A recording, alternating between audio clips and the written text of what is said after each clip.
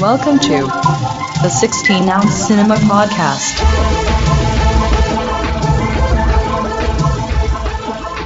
Hello and welcome to 16-ounce Cinema, where we drink pints and talk pictures. I'm back to the primitive TJ. I'm here with Eye for an Eye Angus. Oh, wow. And Oomba Bararuma Michael. Can you repeat that? Oomba Bararuma. That's what I thought you said. I love it. That's who That's I am. I wish I would've Soulfly's done a soccer song. It's wish in I'd done a Portuguese, Soulfly but the reference. lyrics translate to soccer player go, soccer player run, soccer player kick the ball, Oomba Bararuma. Oh, that makes sense. A lot of Brazilians just- love NuMetal. I played that song for a friend in the car and had to explain what it was, and I was like, God, it really does sound so stupid. It's stupider than Big Truck. And Big Truck is pretty fucking Pretty stupid. Big Truck is really dumb. Big Truck, drive it. Hell of Big Truck. I've never heard Big Truck. It's a Big Truck is like Cold Chamber's other song other than Me Loco. Oh, okay. Well, no, Sway was pretty big. Oh, That's yeah. the roof is on fire. Even though Actually, they I stole guess that I don't part. know their biggest hit. I just know their dumbest hits. Well, They're one and the I same, would I give think. Loco. Anyway, right. this is our very special episode. It's our special movies with NuMetal soundtracks. That's right. We're here to celebrate Hell yeah. NuMetal tonight. And we've all got our beers to go along with that. It's my turn to go first. So I have...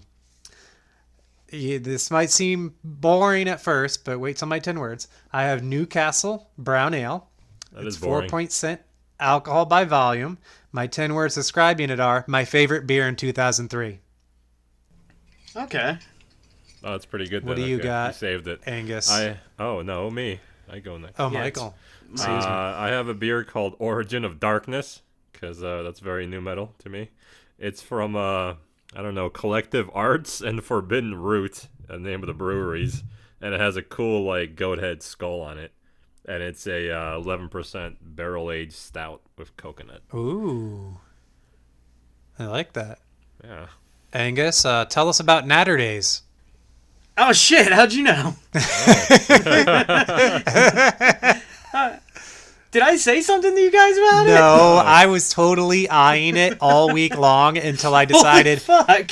The only reason I didn't get it was because I could only get an 18 pack, and I was like, what the fuck am I going to do with the other 17? Dude, you know what's fucked up is here I could only find it in 30 packs. You got a God, 30 did you get a pack 30 of pack? Natter Days? I did not get the 30 pack. I'm sorry to say. Well, I'm glad one of us got it, because I am genuinely curious. What is it? Hold on. At one of the places they had a 6-pack of Tall Boys for like I think it was $3.99. So yeah, I got it. Yeah, it's Natter Days is Natural Lights strawberry lemonade beer. Oh my god.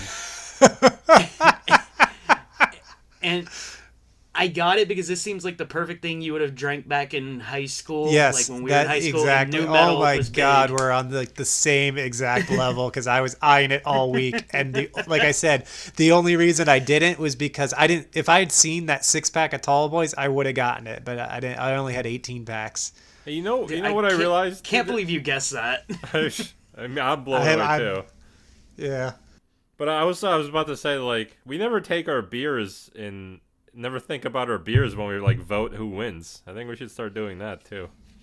We No. discussed You don't that think so? and then threw it out Oh, before we did started we? the. Oh, I have no Yeah, I idea. think we That actually was tried 2 years it ago. on Yeah. a trial episode, and it didn't work. We threw it out.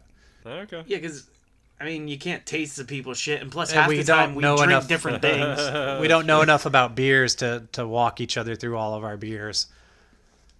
I do have a fun little bit about Newcastle, something I didn't realize, I guess, back in the day, even though it's right there on the bottle. Yeah. So and it doesn't explain why, but the beer was established in England, but is now brewed in Holland. Huh.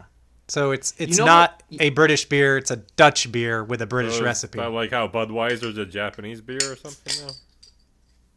You know what would be cool is Do if they not brew it in Newcastle. St. Louis still? Oh, I don't know. I don't think it's Japanese.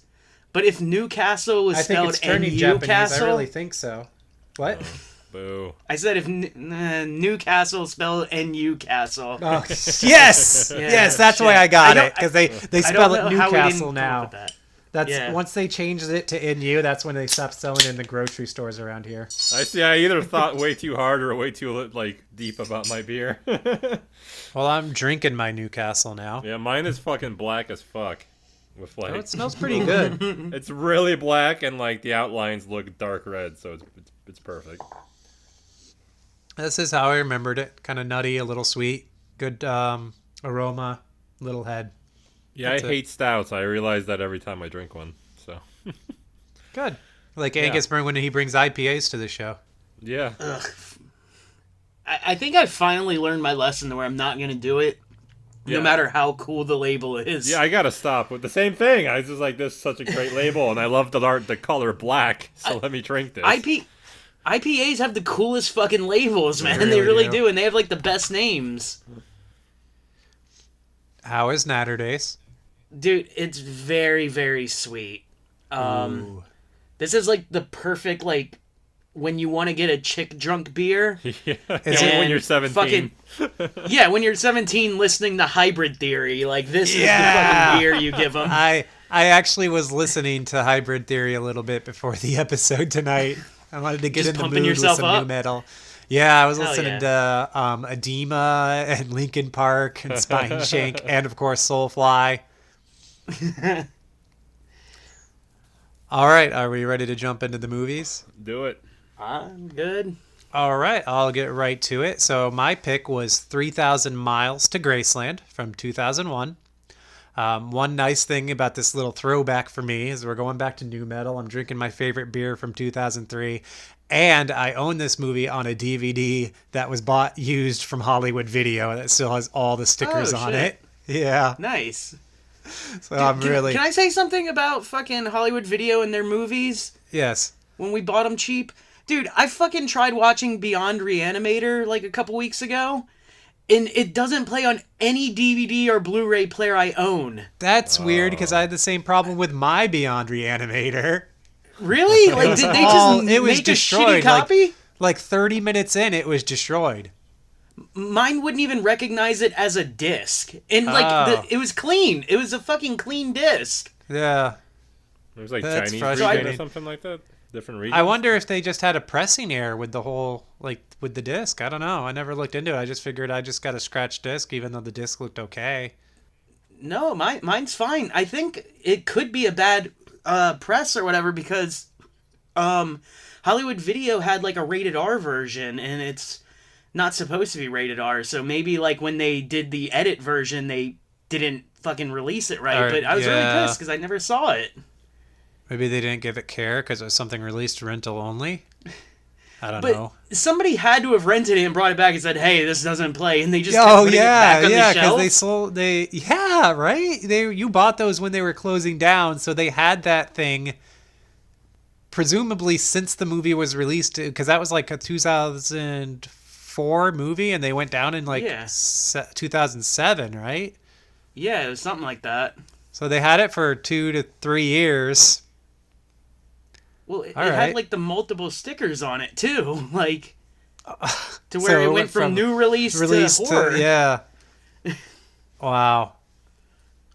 Just wanted to get that out there. I'm Yeah. pissed. I would sue them if I could right now. I'm glad they're out of business. Several, And what's several funny is- Amazon, several Amazon 4Ks don't play for me, and I just like I send the disc back and they just give me a new one. So I'm glad they're still open. That's Sorry funny. about That reminds me Hollywood too now. of Movie Stop, which I don't actually have near me, but every time I've gone to one, which is like 3 times, the discs ended up being bad. Well, they closed down too. Like they're no Oh, longer they did. a thing. I didn't even Yeah. know that. That's Yeah, not I surprising bought because a lot everywhere of fun stuff. has died.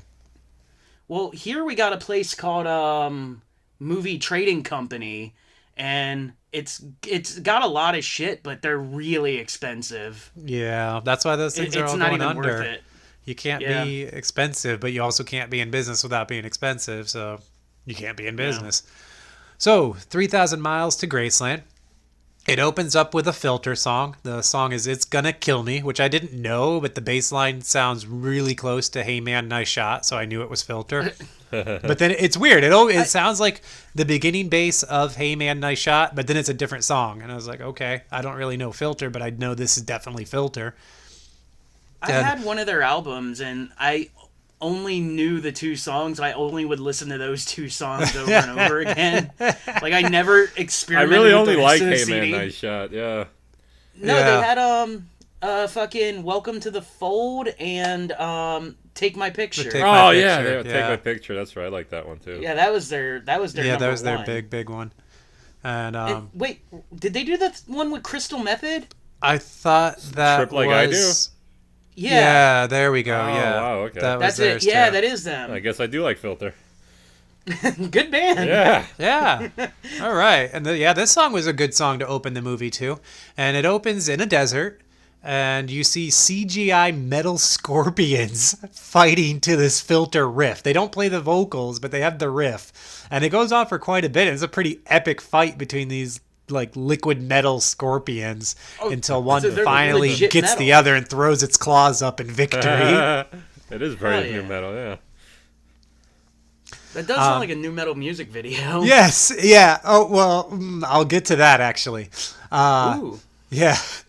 So we open up on this sort of like cafe / motel in the middle of the desert, and Kurt Russell pulls up in his Cadillac, and Oh, this yeah. little kid, he has valve caps on his tires that are little metal skulls, and this kid tries to take them and run off, and I love how much metal is already in your Yeah, movie. this is super yeah, metal. yeah. This movie's so Kurt- fucking metal. Kurt chases after him and catches him, and then he meets his mom, Courtney Cox, and they start to flirt. So Okay. he takes her back to the cafe, and he buys her coffee and some eggs, and then they end up banging. She's Yeah. like, "Oh, Hell yeah. I'm not like your city girls. I'm more sophisticated. You can't just buy me coffee and take me to bed." And then they do, and it's like comically fast and bouncy, kind of like a 12-year-old who's never even seen anyone naked would imagine sex is like. And you don't really actually see anything either, just so it's just like a 12-year-old's imagination, just bang, bang, bang, bang, ah. And That's the So, only like way us Kurt when we- Russell has sex. yeah. I was gonna say that's like how I imagined it when I started listening to new metal because So afterwards, Kurt Russell goes outside, and Kevin Costner shows up in his black Whoa. convertible, man, and he's you're wearing loaded red. with stars. He's wearing a black jacket, and he has red sunglasses on, and he has mutton chops. And he's come along with the crew because they're gonna pull this heist. And the crew in the car is Bokeem Woodbine, Christian Slater, and David Arquette. Jesus Who's Christ. the first guy? Bokeem Woodbine. Who's that? What is that? He's What is that? no, he's a black guy who was in a lot of things of this time, and he's still around in things. If you saw named him, after you a would know plant? him. I can't immediately tell you like, oh yeah, he was in this or that, but like if you see him, you know him. Take a probably in second my and Google movie. him. Just take a second and Google him while I continue what- on. Hold on. No, What's his It's name? Bokeem Woodbine, Bine.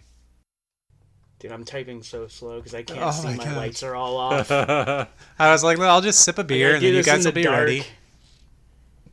Did you let's pull him up, see. Michael? Oh, that guy. That guy's awesome. Yeah, He's yes. in the TV show I like. I forget. Oh what- shit! Okay. He was the Yeah, he's- Shocker in Spider-Man. Yeah. See? Yeah. He's in, like I said, I couldn't name immediately anything he's in, but he's in a lot of things. The Rock. Colin- Oh, fuck, he's Overlord, Colin that movie Farrell's was great. friend in Total Recall. Oh, yeah. I actually liked that remake. Now Yeah, everyone I thinks did. I have no movie cred, but I thought it was a good Oh, fuck remake. that was a good remake. I thought it was a good movie, not necessarily a good remake, because like it just took the source and went someplace more cerebral with it. I thought the action was good, and I thought the ending was really good. I haven't watched it. It's fun.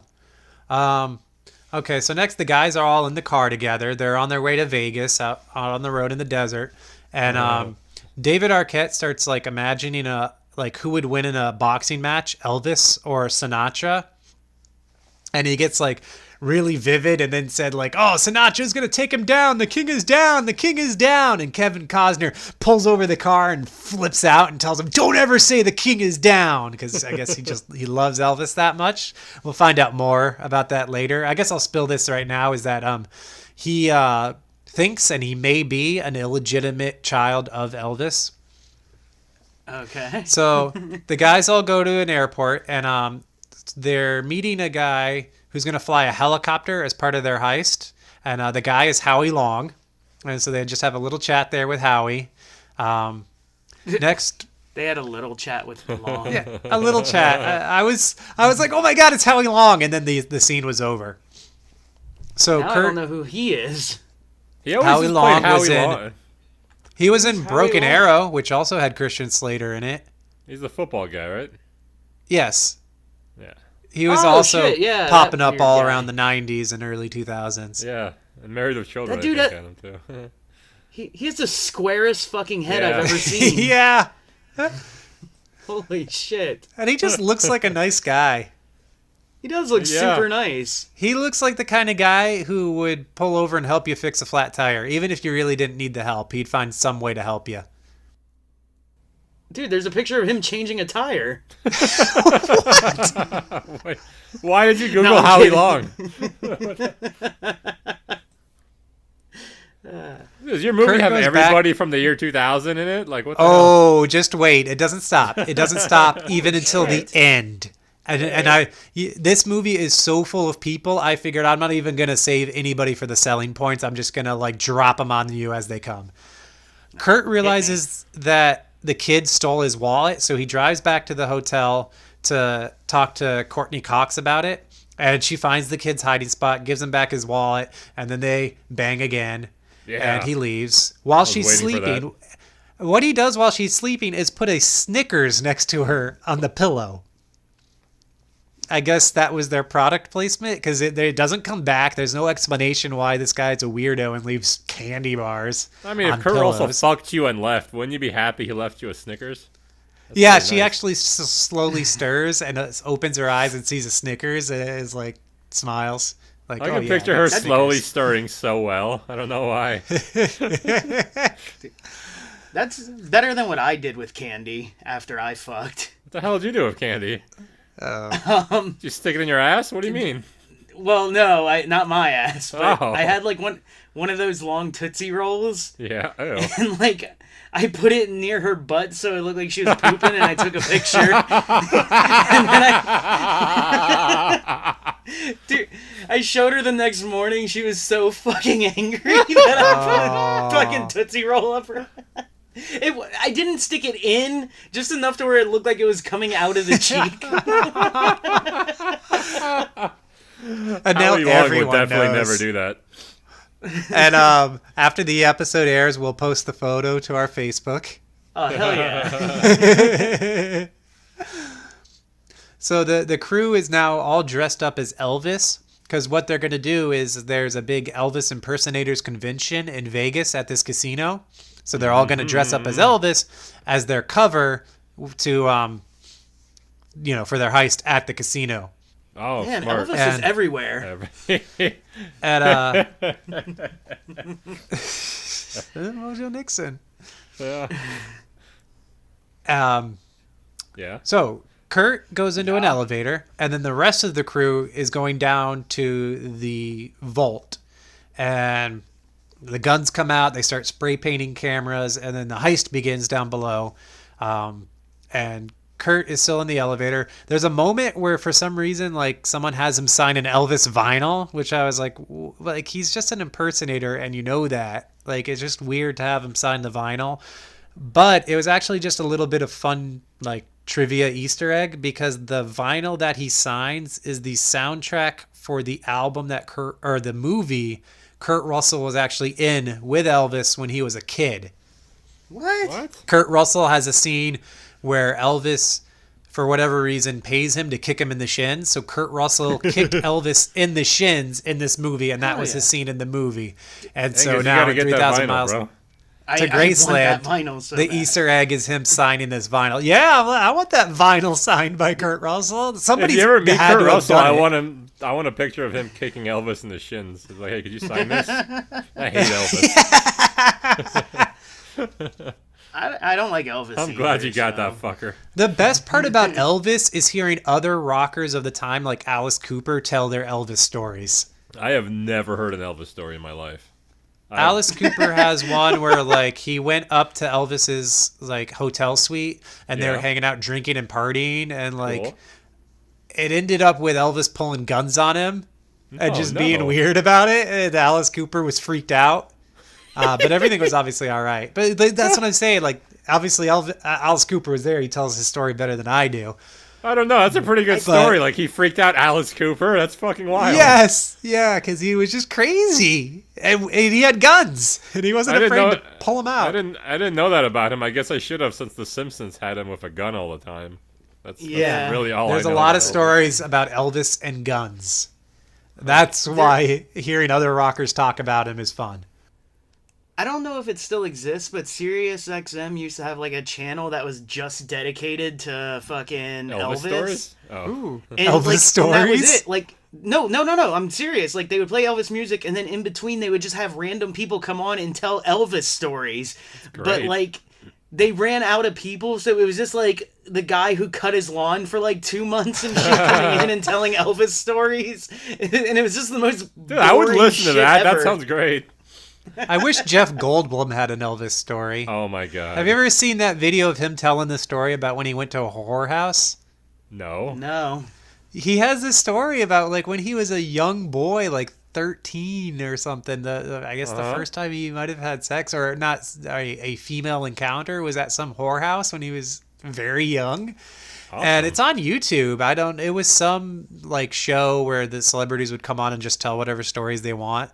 So it's like him telling the whore at 13. That's a good story. Yeah, like Jeff. it's like an 8 or 15 minute story of Jeff Goldblum just That's a big difference. Telling this horror story. I want a podcast where TJ tells us third-hand accounts of other people's right, yeah. I wish I remembered this story I'm so better, fascinated by all these stories right now. I love Jeff Goldblum. I love Alice Cooper. So let's go. I heard a story once, and I'll just like scour YouTube for old stories from Maybe celebrities. I just have to guess which celebrity it is. Oh, that'd be great. That's not a bad idea. That's a pretty good I kind of idea. like that. Right. So the heist has begun. The crew is in the elevator. The vault. Kurt is still in the elevator. They get all this money. Security now knows what's going on, but to maintain peace and not get a bunch of civilians harmed, they decide they're just going to herd the guys to like a certain location, and the cops are already on their way. But I guess one security guard had his walkie turned off, and he sees them and pulls a gun, and immediately a shootout starts. And this is great, almost John Woo like shootout, not as much acrobatic, but there's lots of slow-mo. And no, but the lingering effect of the Matrix is still there, so the slow-mo is kind of Matrixy. They don't get weird with like bullet time or anything. But also, if you remember the lobby scene, there's a shit ton of debris everywhere, and they do that. They have, walls and pillars getting blown to shit, and there's just dust flying everywhere in the scene. Nice. Bokeem gets a great line. He said, "Missed me, bitch!" Before he kills somebody. Kurt turns out he's their escape route, so he's hijacked this elevator that's going to take them straight to the roof. Kurt actually doesn't kill anybody because he's in the elevator the whole time. As they're all getting into the elevator, Bokeem gets shot and goes down. When they get to the roof, Howie's not there yet, so we get a rooftop shootout, which is a nice little ending to this action scene. Finally, Howie shows up, and they get off and away. And then there's this just the dumbest death scene ever as Bokeem slowly dies. They play like the 80s jazz, like straight out of Lethal Weapon. Bokeem like just can't act the scene at all. He's, "Help me! I'm not gonna make it! Help me!" And then one of my least favorite things a really in movie good is Bokeem ever impersonation. Is I hate movie CPR. And Kevin Costner gives him straight up the fist CPR, but it's like he's putting haymakers onto his chest. Like he's throwing his arm all the way back and then bringing it down. I was like, you're just gonna break ribs.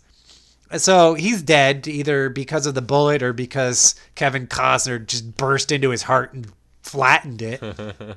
So they throw his body out of the helicopter. What? They Why? go because he's dead.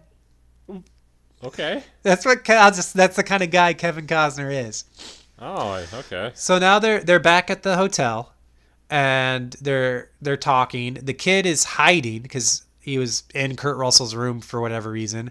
He's hiding out from them. It turns out they stole $3.2 million. And yeah. after like giving Howie his cut, and they got to get to a money launderer because they know the bills are marked. The money launderer is going to get a cut.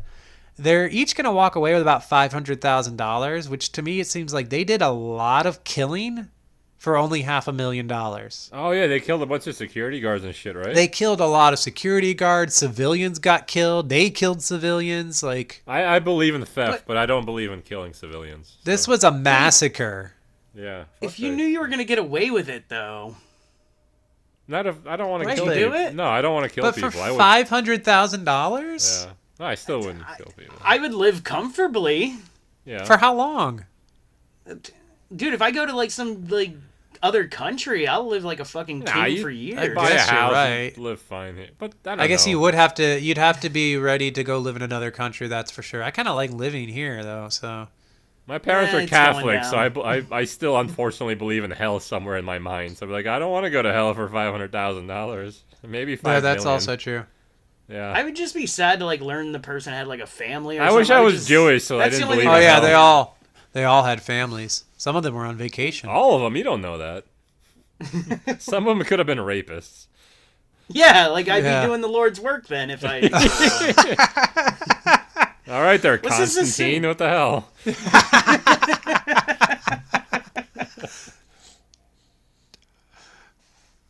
So Slater ends up fighting with Kevin Costner over what they should do with Bokeem's cut, because Kevin Costner thinks he should just keep it because he's the one who put everything together. Oh, boo. And Slater thinks that they should still split it between everybody. Yeah. And Yeah. David Arquette is just like, I like my slice of the pie, because David Arquette doesn't want to get in a fight. He's the kind of go with the flow kind of guy. He's a little guy, And, yeah. And Kurt's kind of like the same way. He doesn't give a shit. He's like, I got enough that for me and to get on my boat and escape to where I want to go. I'm good. See, that's how I feel. don't. That's not enough money. I agree with TJ in this one. Nah, this is 2000, man. Like the money was still good then. Yeah, see, now you got to think ahead. Now with like 2020, it's like, well, shit, that wasn't worth anything. And Yeah. I killed, Well- I killed babies or whatever they did. Yeah. They didn't kill babies. No, did they? there's not a lot of gambling Potential babies. future babies. Dude, like baby Killed security 8 pregnant guards. women. Yeah, it's like Wait, was abortion there kind They're killed off Pregnant screen. women? of. Oh, So, Doesn't no, count. there if it's weren't off pregnant screen. women. Fuck so you. this fight results in Slater getting shot down. Oh, And like David Arquette has the great line where he looks up with this dumb smile and says, how are you going to split up the money now? I love David Arquette. He is so- great. They all drive out to bury Christian Slater. Wait, And hold on a minute. I know we talked about Jeff Goldblum. Is Jeff Goldblum in this? No. Hey, Angus, does your movie have a wrestler in it too? No. Ah, okay. I'm excited So- now that you have a wrestler. So they go to bury the body. You see them all walk around a building, but then you only see Kevin Costner come back.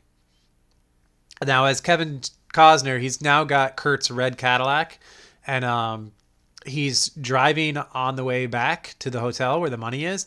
And there are a couple coyotes in the middle of the road, and he hits one, and then he crashes. Wait, like Spanish people doing drugs or like coyotes? No, Ooh. like dogs. Like, yeah, Oh, dogs. okay.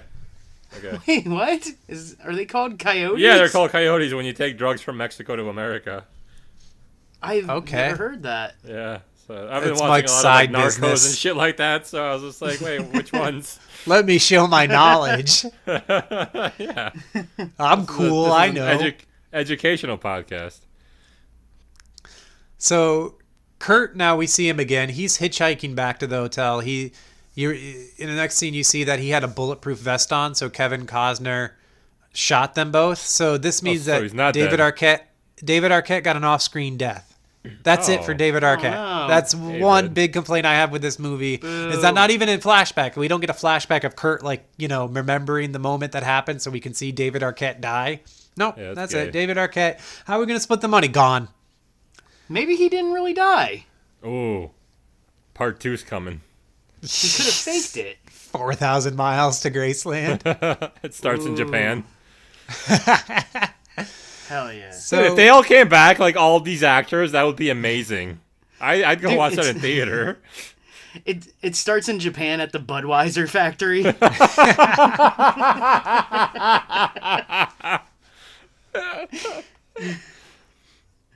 So Kurt gets back to the hotel, and it turns out that the kid tried taking the duffel bag full of the money, and he knows, and he goes right over to Courtney Cox's room, and he gives her some hush money, $100,000, but then he needs her car because he realizes his car is gone.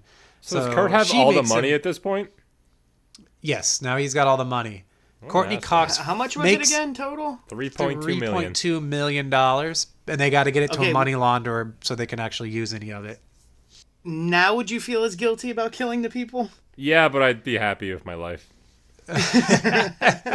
Well, if you're Kurt this is- Russell, Because you didn't kill any of them. on the downside, I killed a bunch of innocent people, but on the plus side, I just killed a bunch of criminals. So hey, Yeah, like it doing evens the world a itself favor. out. Yeah. So Courtney Cox and the kid, his name is Jesse, and Kurt all hop in the car and they're on the road. Next, we see Thomas Hayden Church and Kevin Pollack. They found Christian Slater and David Arquette's bodies, and they're investigating. They're U.S. Marshals. Oh. Yeah, they Somebody keep did- popping up throughout the movie. Every time they pop up, it's basically for 45 seconds just to remind you U.S. Marshals are on their tails. I'm kind Do of they have cool, disappointed like, they weren't Marshals used hats? more. Yep. Yeah. Thomas Hayden Church does. Kevin Pollack wears a baseball cap, and he's got a cigarette with a lighter that never lights. Kevin Pollack seems like a baseball hat kind of Does- guy. He always plays like a weird like cop though, like that, like kind of dresses like that Yep. too. Right. Like a normal like detective or something like that. They're totally playing the characters you would imagine they would play. Like Thomas Hayden Church just says dry, weird jokes, and Kevin Pollack he's always fidgeting with the cigarette he's trying to light. So you just That's what he cut was to them, doing in 45 the Tommy seconds. Lee Jones going. movie too. Was he? Yeah, he was always filming Robert with a Downey cigarette. Jr. was the bad guy in that one. Spoilers. Oh. Huh. So now, Yes. Kurt Russell, or Yeah. Kevin Costner. Together. At last. Yes. No, they're each separately driving to this money launderer. And this guy who had seen Kevin Costner in the casino IDs him to the U.S. Marshals. And he says he's the type of guy who'd put a living snake up a lady's coochie. Hell yeah. I've seen And- that, yeah. Or a We Tootsie see- Roll in someone's You butt. gotta put warm milk in there first. You've tried it? No, I've seen that. You got it. I read that. The somewhere. YouTube how-to? I wouldn't call it YouTube, I don't think, but yeah. So Costner is kind of killing his way across the desert, and he stops at a convenience store, randomly kills a guy, and then there's this chick who's there, and she's, I guess, into murder, so he picks her up. And then he blows up the gas station, and then in the next scene, after he gets roadhead, he passes her off to a biker gang. So really, her inclusion in the movie was completely pointless. Well, she was fucking a You director, wanted to so get she it. needed a scene. Probably, yeah. Next, Courtney Cox, back over there with Kurt Russell, ends up running off with the car and the money, but she ditches Jesse with Kurt. I'm like, wow, that's okay. pretty low. She left the She kid. doesn't know the kid. It's just a kid. But no, it's actually her kid. Oh, I missed that part. Yeah, that's low. Yeah. I was wrong. Oh, Hey, you're is there against any new murder, metal but- happening? Yeah, where's the new metal? See, yeah, no, there's actually a lot of like, kind of like techno rap kind of stuff. With, What? Like, there's some Crystal Method in there, Oh, that's yeah. but alright. not a lot of new metal, unfortunately. Oh, I'm sorry. So I'm gonna skip Man. over a little bit. Courtney Cox Yeah, more horror. He got the password for the money launderer from Kurt because he had it written down in his wallet, and she stole that too. So she gets in touch with the money launderer and meets with John Lovitz. Yeah. Yes. But yes. Kevin Costner Yep. actually gets to John Lovitz first. I'm sorry, she contacts him, but then Kevin Costner actually gets to John Lovitz first. And Does he have a starts gun to his head and while Courtney Cox talks to him on the phone? Because that'd be cool. No, Courtney talks him on the phone first, but then Kevin Costner gets there. He starts threatening him, and he's being weird because John Lovitz has all these hunting trophies everywhere, and he's like, "Oh, did you like it? Did you like killing them?" And, Is and it turns women? out- Is it just women strung up all No, over John his Lovitz says he's a pussy, and they're just there to impress his friends. John And Lovitz he's sitting getting- on like a woman chair. So John Lovitz had the money that he was going to give them. He was going to give them clean bills as part of this money laundering deal. Kevin Costner gets him to get it out of his safe. And next, Courtney Cox shows up, and John Lovitz is gone, and Kevin Costner is there pretending to be the money launderer. What? And They've never met? Does she not know what they he have not met yet. Oh, okay. Oh, okay. She wasn't around in the scenes where he was only there briefly to pick up Kurt at the hotel. Hey, you're not short, fat, and Jewish. Next, Kurt catches up in a truck he stole with Jesse, and they get to the John Lovitz's place, but now everybody and all the money is gone. So he's actually there too late. And we have a brief moment where it's basically just a road movie with Kurt Russell and this kid. And we see dumb scenes, like we see the kid in a bathroom at the urinal, and there's three urinals, and he's in the middle, and then there's some just random guy in the left urinal, and the random guy farts, and so the kid, while he's peeing, moves to the other urinal. It's rude. How And old then- is this kid? Like 13. Ah. Okay. Because I was Is going to he say, like the usually Terminator kid? Yeah, Alright. but he can act better. I was going to say, usually Maybe a the little kid's younger. urinal is on the side. Yeah, exactly. Not in the middle. But it's like a gas station. We get a scene of them hanging out, talking in the truck as they're driving along to "Who's Your Uncle" by Uncle Cracker. So new metal. No, it's not. And I saved my notes from going to 4 pages. I was getting nervous. Okay. So, next, How Kurt- big do you write? Yeah, this doesn't seem like Yeah. 3 pages of our notes so far. Yeah. no. But Is it like 12-point font or like Anyway, 16? it's like 14 or 16. Yeah, I already kind of big, Oh, so I okay. can read it. All right. I'll skip that's some a fucking bits. lot of writing. Yeah, mine's 11, so.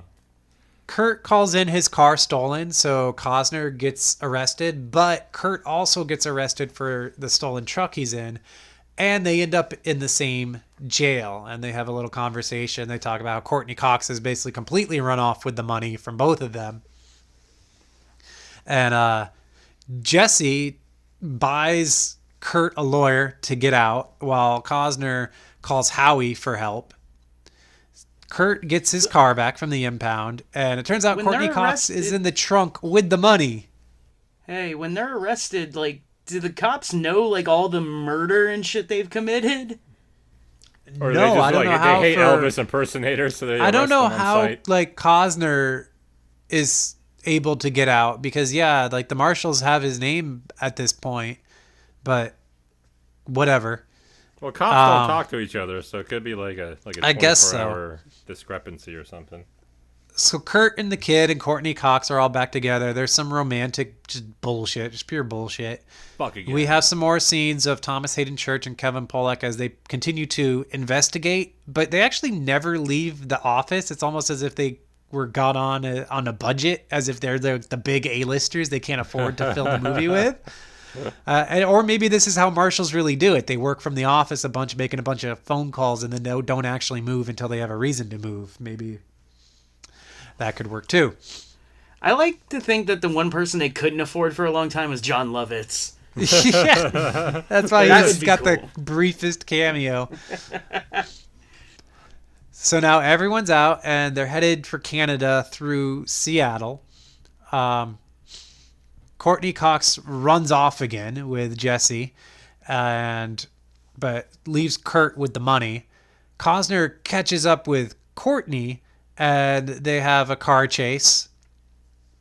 And Costner crashes Courtney into some fairgrounds, and then he takes Jesse hostage and tells, Courtney Cox, go find Kurt Russell and tell him to give me the money in exchange for Jesse, right? And Kurt's trying to get his boat set up and leave.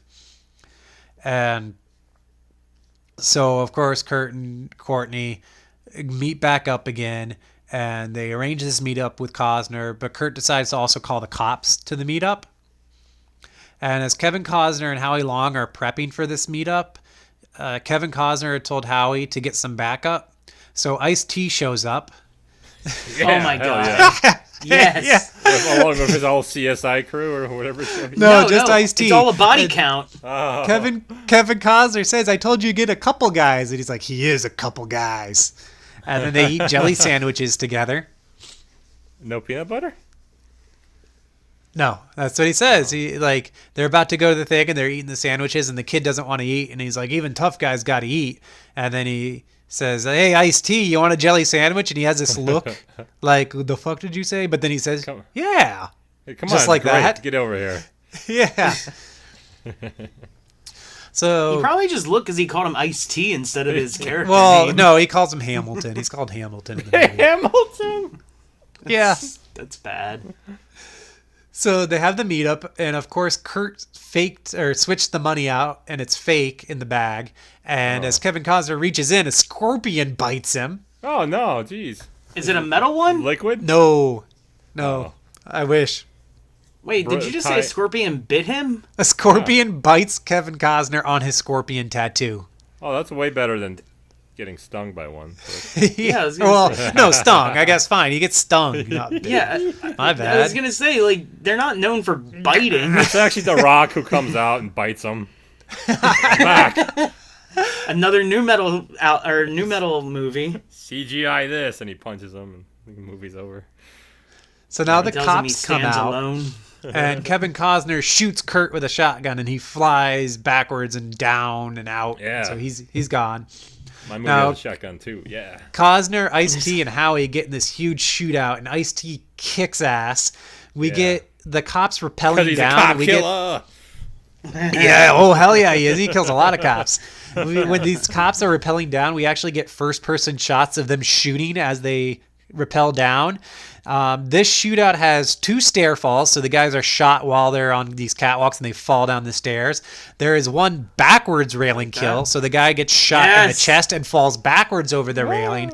And there's one really brutal Ice-T stabbing a guy in the neck moment. Hell yeah. Do they fall off of anything? Ice-T does not fall off of anything. No, So- who he stabs. Oh, no, he doesn't fall. Dude, that would be very weird if he, stabs somebody and then clumsily fell Like, over. imagine, the railing. only time he can ever kill somebody is if he also falls down. That would suck. He just trips. Yeah, and something bumbling happens, yeah. The next song will be Klutz Killer. Kevin Pollak and Thomas Hayden Church show up. They kill Howie. And Costner flips out because of that. And he ends up getting killed. And Yay. the ambulance comes, and Russell's still alive because he had a bulletproof vest on again, although he's kind of fucked up in the cheek and a little bit in the neck from the shrapnel. And Courtney Cox steals the ambulance that he was in. He's fine, and they get their boat, and they're happy ending in the end. And over the credits, they have Elvis's "Such a Night" playing, which Kurt Russell lip syncs, and they show scenes from the movie. But then the cast members, mostly Costner, come out and dance silly with guns. But also David Arquette comes back, and Woodbine comes back, and Slater also come back, and they just dance around silly with the guns. And that is 3,000 Miles to Graceland. All right. So there was only one NuMetal song? There's a lot on the soundtrack.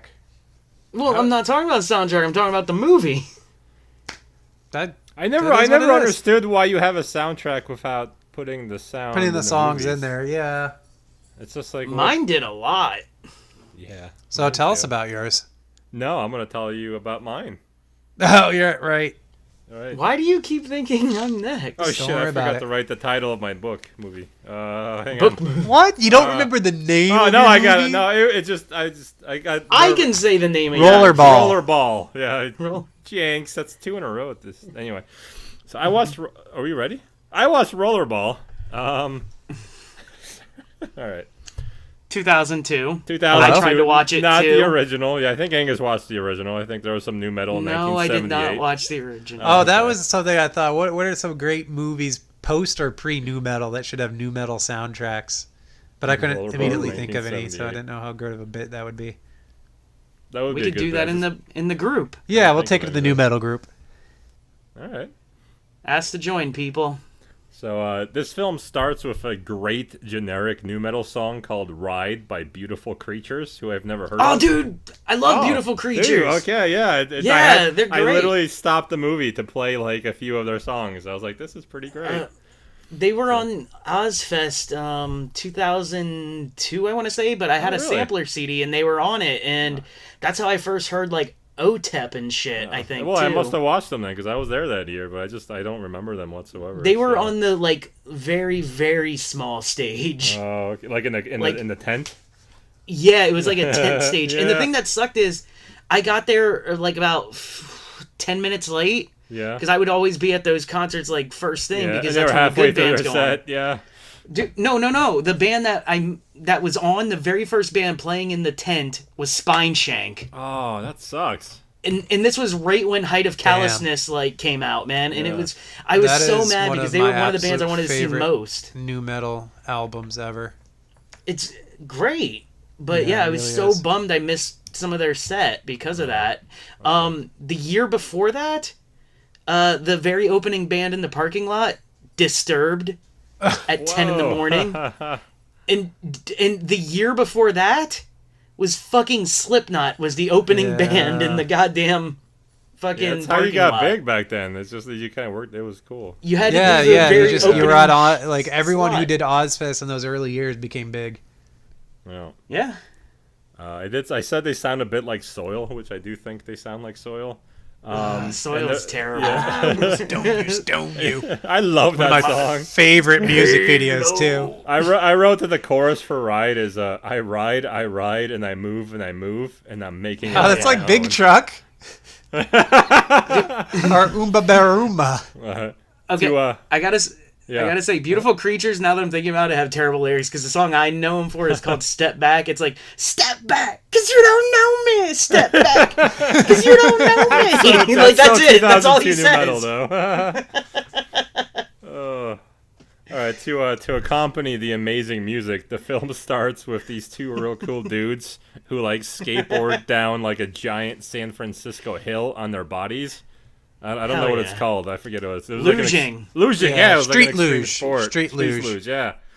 One guy fucks up and goes through a store window, and then the other guy almost gets killed by the police. But then LL Cool J pulls him into a cool car, and LL gets told that he's like, the white guy's like, "Hey LL, you got a lot of cool bubbles on you." And the camera pans to all the like diamonds he has wearing, so I guess Oh, it means bubbles. it's jewelry. I hope Bubbles. Ice Cube is in Angus's movie to round this out. Oh my god, that'd be amazing. That would be great. All right, so thinking LL Cool J is being helpful, our protagonist gets sucked into like this weird MLM scheme involving rollerblading. And this guy's like, imagine You watch like the new metal version of The Big Short? Yeah. Imagine like so our main character is like if you imagine like Keanu Reeves in a really bad like Vietnamese movie from like 1998. That's kind of what he looks like. He just has this stupid face like he's just been like shocked by a bunch of bombs like going off somewhere. It's I Kevin bet Kline, he's or, somebody. like, whatever. Does this person It's have a name? Not Kevin Kline, but something Kline. Scott Kline. Chris Klein. Chris Klein. Thank you. He was in Yeah. those movies. Next, we're told that we're in Russia, which is cool. We get this really long, like, we're in Russia montage with, like, a bunch of Russian, like, images and shit like that. And also, we're like, in Russia. We get this Russian montage with a bunch of Well, Russian no, like, images because we're in like, Russia. There's shots What are of, like, Russian maps and images? shit. like shots of like maps and then like a woman speaking Russian in front of people like throwing stuff. You know. So whatever, instead we're of in just Russia. like an establishing shot and it says like Moscow, they just like did a bunch of like Oh, really obnoxious Russian shit. Yeah, absolutely. And it went on for like 60 seconds, and this like Evanescence cover band played. I couldn't find the song anywhere, but just imagine Evanescence new metaling it up, and that's what we get. Wake during me this up montage. outside. Of Russia. Of Russia. I wrote that like this movie is what Spike TV could only like dream of. It's good. And then like the first 20 minutes of the movie, LL Cool J is really fat, and then he leans out because he's playing so much rollerball, I guess, or they shot the movie in like snippets. I don't know. Wait, did he really lose weight for the during the role? It seemed that way because like the first two scenes of him, he's just like bloated, like he's just been eating sodium for like a year, and then like when he's playing the rollerball, he's like, oh, that's LL Cool J. Yeah, he's pretty in shape. So, next we get weird Jean Reno, or I think that's his name. He has like Jean a really Reno? weird. Yeah, he's in there. Who? I like Jean Reno. He was in The Professional. I didn't. What's his name? Godzilla, the Jean Reno? crappy 1998 one, and he was in Mission Impossible. I never watched Mission Impossible. You should Google him. You'll Did he know. only have a career in '98? What the fuck? He's also in Every a movie really you good, mentioned. really good French revenge movie called A lot of- 22 Bullets or The Immortal. Super French. So yeah, he's the money guy behind Roller Derby Ball, or whatever I'm watching. Jonathan, Rollerball. Rollerball. Why do yeah. you add Roller Girl. He's the money behind Roller Girl. So Jonathan is Klein's character. Jonathan's team has a guy with Downs, so I'm rooting for Wait. his team to win. Yeah. Jonathan Klein? No, But- that's his name. Jonathan is the name of his character in the movie. Can we call him Johnny? Okay. I thought, like, So I'm he had going a to call brother. him John from now on. Yeah. Let's call him Johnny Rollerball. Johnny. I'm going to try to remember Johnny Rollyball. Because that'll go John- with what Johnny Handsome and my Johnny Jesus, you're right. A lot of Johnny Johnnies over Star fucker or whatever it was. Starfucker. Ooh, Nine Inch Nails song. So John's team, Johnny Rollyball's team, Rollerball, Steve. Rollerball. I don't forget what it teaches. Johnny Rollerball. What about just Johnny Roller? Johnny Roll. Johnny Roller. That's really good. Yeah, Johnny Yeah, Roller's alright. team has a guy with Downs in it. Stop adding this stuff. Sorry. The guy likes eating hot dogs, so we're getting that. That's his thing. He likes eating hot dogs. Okay. Next, we're told the rules of the game, which I didn't quite catch, except that there's a ball, and there's some kind of fucking tunnel, and then it's a figure eight. There's two tunnels where like the eights meet, and every team gets a motorcycle, which is cool. So that's Like Rollerball. one person on a Yeah, one motorcycle? person on LL Cool J is on the motorcycle, and then like the other team Is has a he- bad guy on a motorcycle. Is he on it every time? Like, is Oh he yeah, designated absolutely. motorcycle He man? is the motorcycle badass. Okay. Hey, Yeah, can it's you like guys- your guy in Harry Potter who chases the little what's it? I've never watched that, but I believe you. I've never seen a Harry Potter movie. I've seen the first one 3 times and can't remember it ever. That's stupid. So The next, one who, I want to say the one who chases the whippets, but so now all our Harry Potter fans will be mad that I don't remember the name of the whippet. So can you guys guess what comes next? And it's a hint. It's very new metal. I want to say I know this. Tell me. Because Tell me. I've seen a clip. Yeah. Is the band performing live Slipknot? No. Yeah, that comes up later.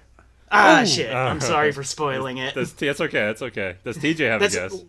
That's literally all I know about that movie. I've seen a Yeah, Slipknot clip. comes up. Yeah. I'm gonna say they. What comes next? I'm gonna say some really hardcore music video editing.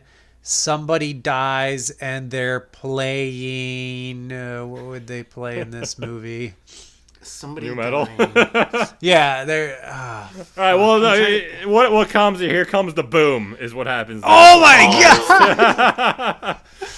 So POD POD. comes and saves us Hell from yeah. like this ridiculously atrocious sport footage and sport editing I've ever seen. Dude, Whatever game they're playing is fucking weird.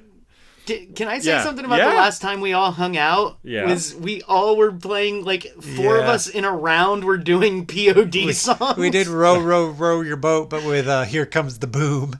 It was so much fun. It was awesome. We were all just on YouTube. We were playing the actually clip playing 5 the song, seconds. not singing it, taking turns on the lines. We timed it out.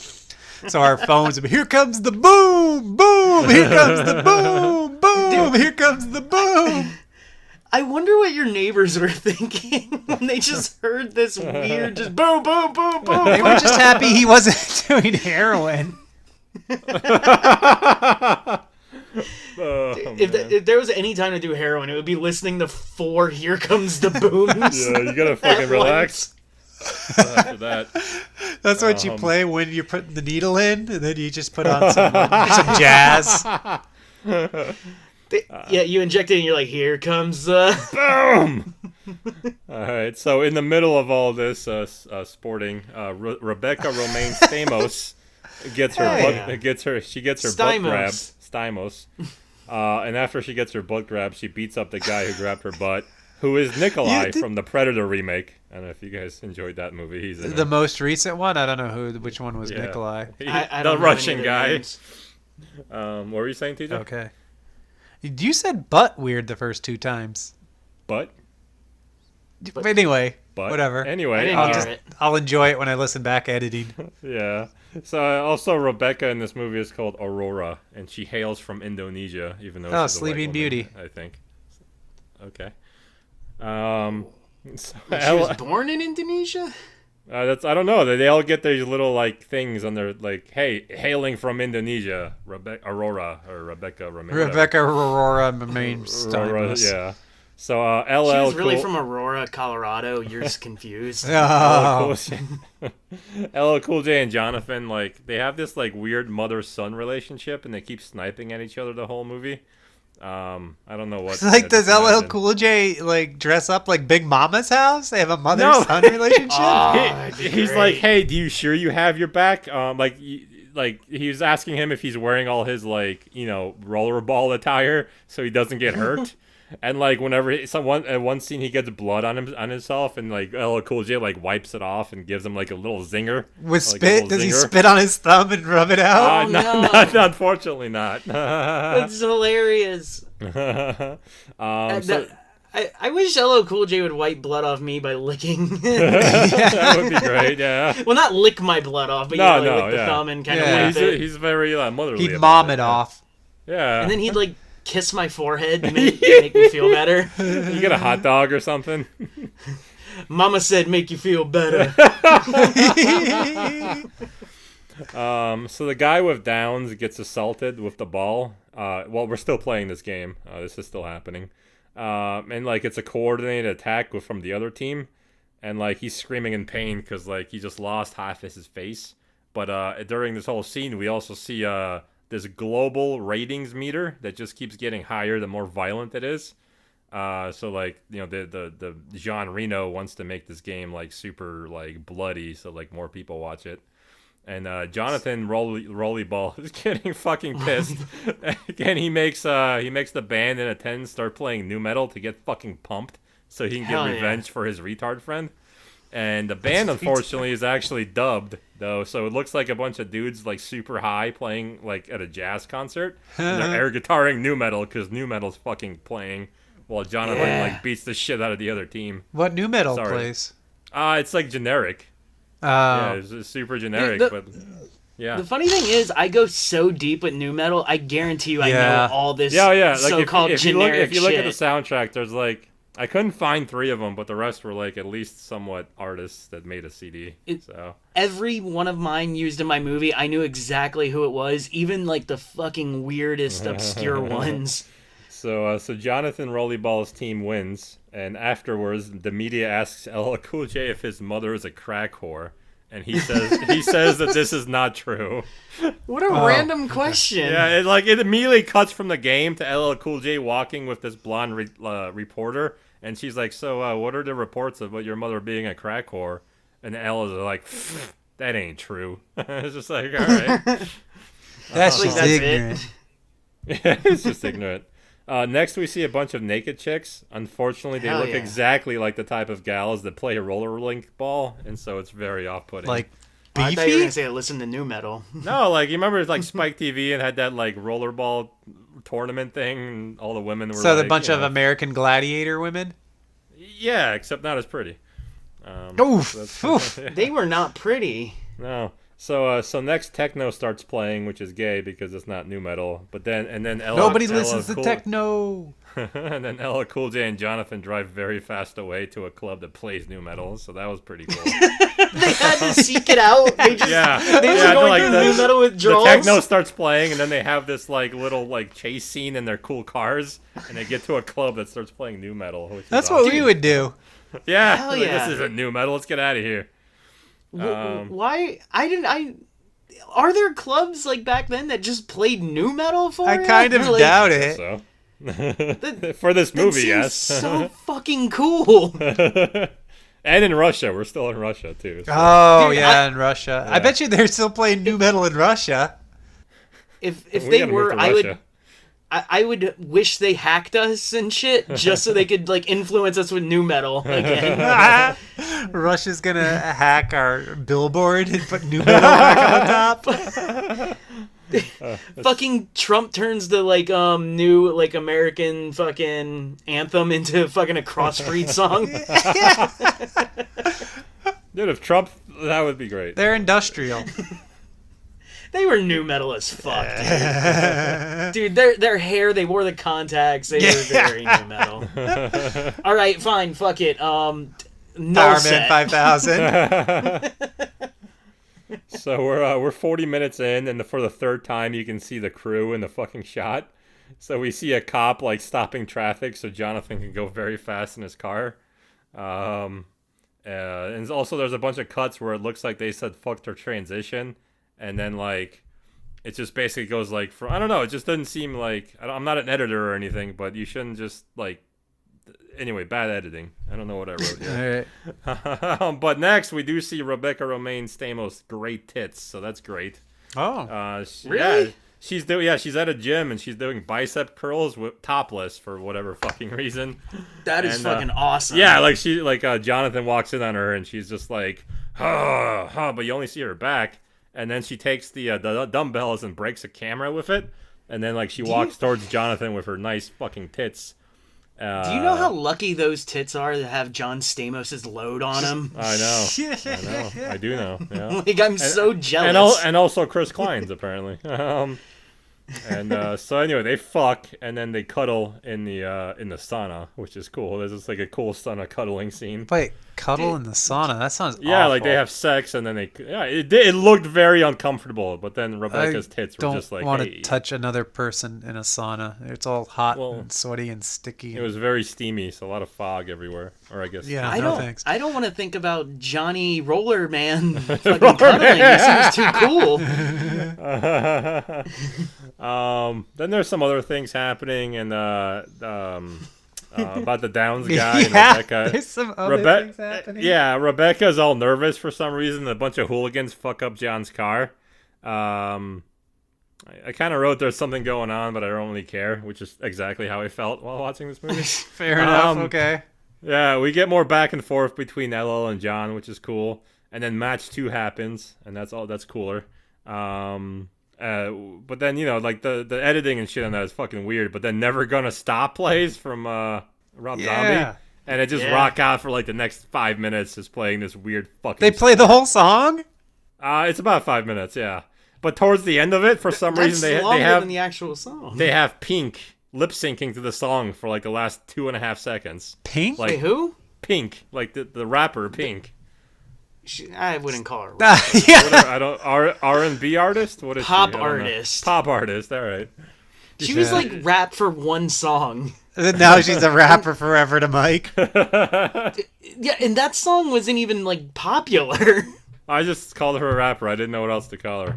Didn't Angus's DMX pink find her? knowledge goes really deep. It is. The song you're thinking of is "There You Go," released in 1999, and I believe it was on Rough Riders' label.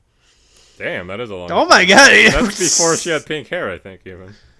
I'm probably like full of shit. That's okay. That I'm sounds good probably enough wrong. for me. What if we Google it and you're right?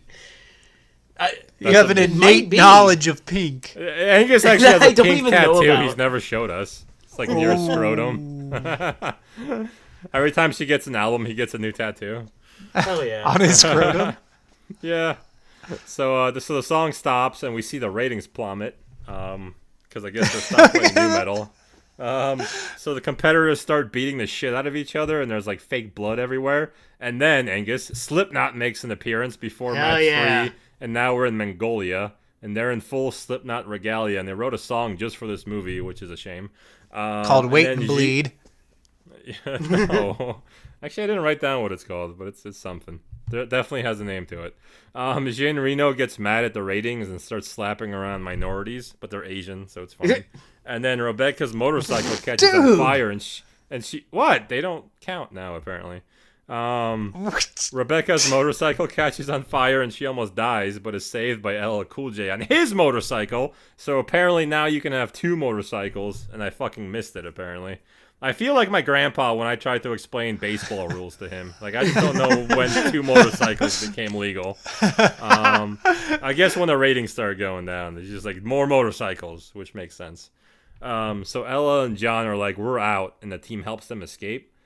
For some reason, they haven't made clear they can't just like buy a plane ticket and leave. So instead, they are taking like a buddy trip across Mongolia. And the next few minutes are filmed in night vision, and they lose their car in this like big fiasco, and they end up riding 2 to a motorcycle, and they have like some slapstick comedy going on about like, you're going too fast, LL Cool J, and then L's like, I got this, I'm driving, we're driving in clicks, it's not even that fast, and then Chris Klein's like, you're not driving in clicks, you're driving in miles per hour, and you're going fast. Anyway, that's the slapstick humor there. Can I interrupt Yes. real quick? I was completely wrong about Pink. Oh, she's a rapper? But no, the song was a rap song. It was 1999. It was what I said it was called. I already forgot. There you Yeah. go. Yeah. But DMX had nothing to do with it. Oh. But she was part of the Rough Riders, right? So you were mostly right, so. actually. Yeah, that's mostly Yeah. right, actually. Yeah. Except for him, it was some dude named Babyface and Oh, I love Babyface. Shakespeare. Yeah, but it's funny what they describe her music, her album as is skittering post jungle rhythm. Which sounds fucking horrible. That's racist as hell. What the jungle rhythm? If I ever meet Pink, I'll be like, you're my favorite jungle rhythmer. But Skittering. they have her main like album cover there, right? And like they tried so hard to make her look like light black. Yeah. Well, she is Like pretty light then. black. I imagine they like bleached her What? even more. Isn't she? No, she's white as White, fuck. white, Yeah. white as white can White. be white. Yeah. But she looks very light black in this. Like they Oh. kind of like toned her like darker. It looks like. I thought Oh, they did her wow. the opposite. All right. No. Like, because by the next album, she looked like Gwen Stefani type white. So LL and Chris have Jonathan Rollerball, I mean, they eventually escape the cars and the planes. And then, by the way, when the planes there's planes chasing them too, and when they landed, they did this boing spring noise, not only once but twice. Like the planes landed to like catch them and it went boing. I don't know why. This was a real movie with a real budget, and they went boing. and Jean Reno is now in a mink coat and a Hummer, and he shoots at them with a shotgun from 500 yards away. And gets them. He gets them with the fucking shotgun. That's not how that works. He's a professional. Well, he's got a mink coat, brother. That makes it work. He's a French professional, yeah, in a mink So coat. they're trying to get to this like. So they're off the bicycle, and then L is like, "I got this, man. You run away." And so like L is going for the border because I guess if they go to the border, they'll escape for some reason. But then like Jean Reno snipes him and he dies. So With the L shotgun? now. No, he has a sniper rifle now in the Hummer. Sniping shotgun. Yeah, This- it's great.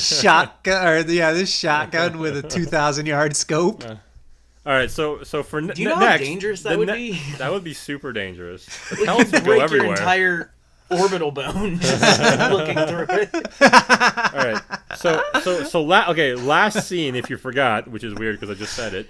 Last scene, like LL Cool J dies and Johnny runs away, and then Jean Reno goes away. But the very next scene, Johnny Rollerballs is in the airplane with Jean Reno, and they're going back to Mongolia. Like, I don't know how. They're missing a whole scene of how he got caught. I guess he didn't make it across the border or something. I don't know. All right. Yeah. Shit. Let's see. Yeah. Also, there hasn't been NuMetal in like 30 minutes, so I'm very upset at this point. Oh, no. But Jean and Jean negotiate, and the championship game is back on. And no one cares that LL Cool J just died. He is never mentioned again, like he wasn't part of the tournament at all. Yeah, he's dead. Motorcycler. After an extended pregame show, we're told that the championship game has no rules or penalties, which everyone is very upset about. Also, Rebecca Romaine Stamos got traded to the opposing team like an hour before this match starts for some reason. That doesn't seem legally possible. So the completely incomprehensible game starts, and everyone is trying It's to like kill... a bunch of contracts and shit you'd have to sign. Like, Well, no, I mean, John Reno has all the money. He's just like, traitor, and they do it. Maybe they're actually playing Calvin Ball, which is basically like you have to play it differently every time you play. And you make up the rules as you go. That's exactly what they're playing, whatever you said. That's exactly what's happening right now. so does the one guy own every team?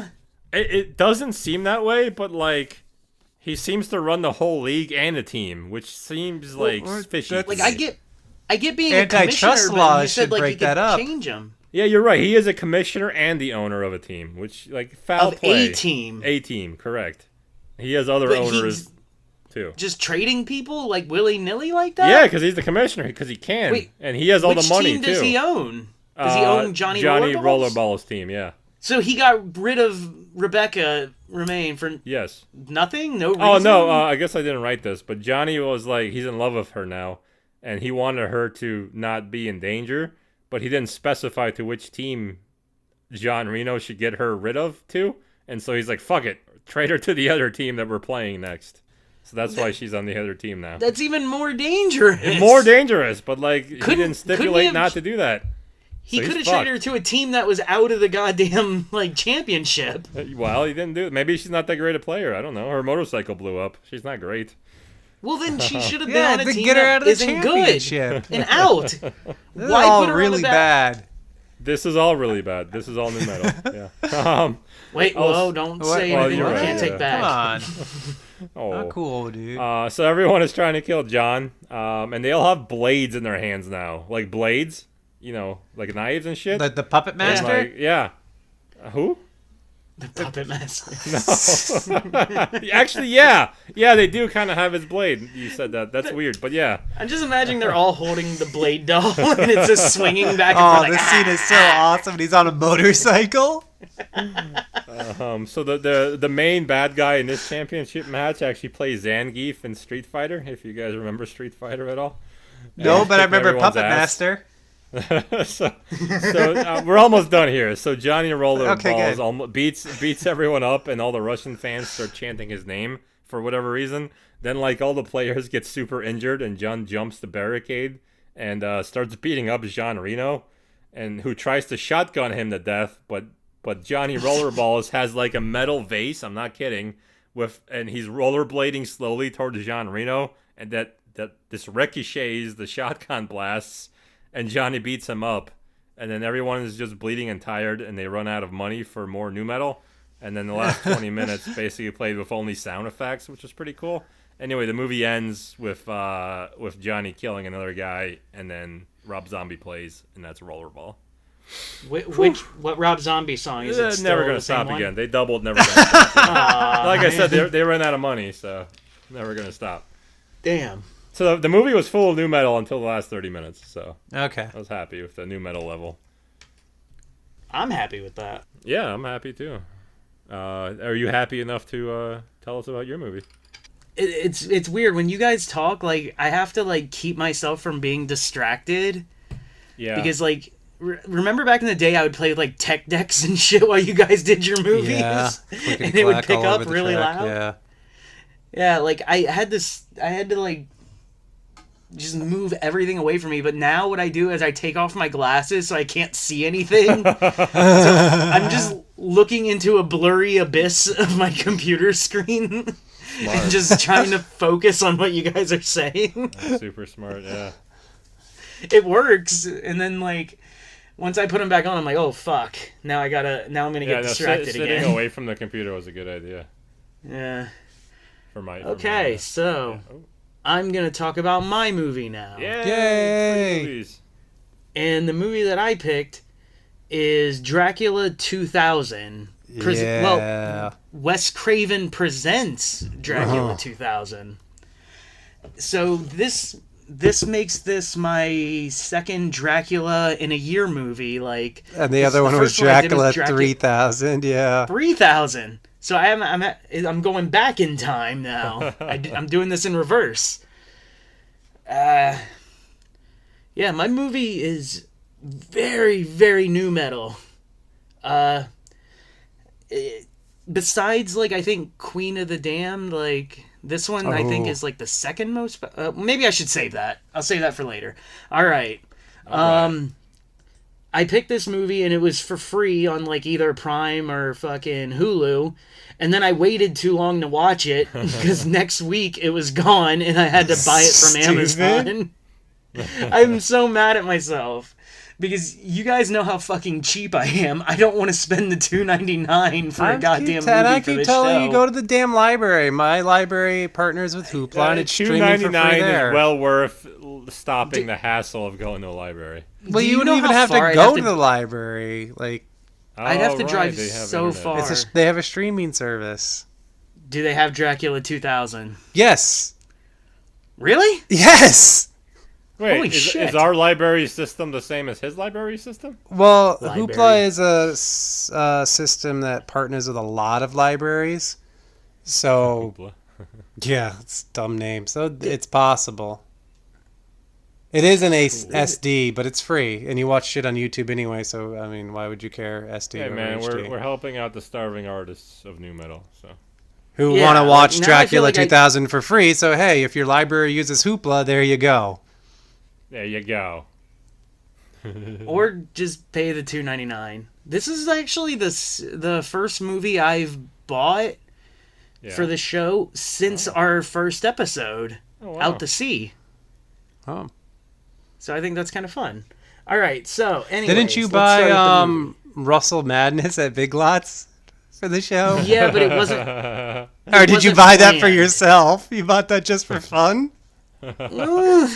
Dude, it was a dog, a monkey, and wrestling. What's not to love? It's Yeah, got that's talking a good dog and talking chimp, huh?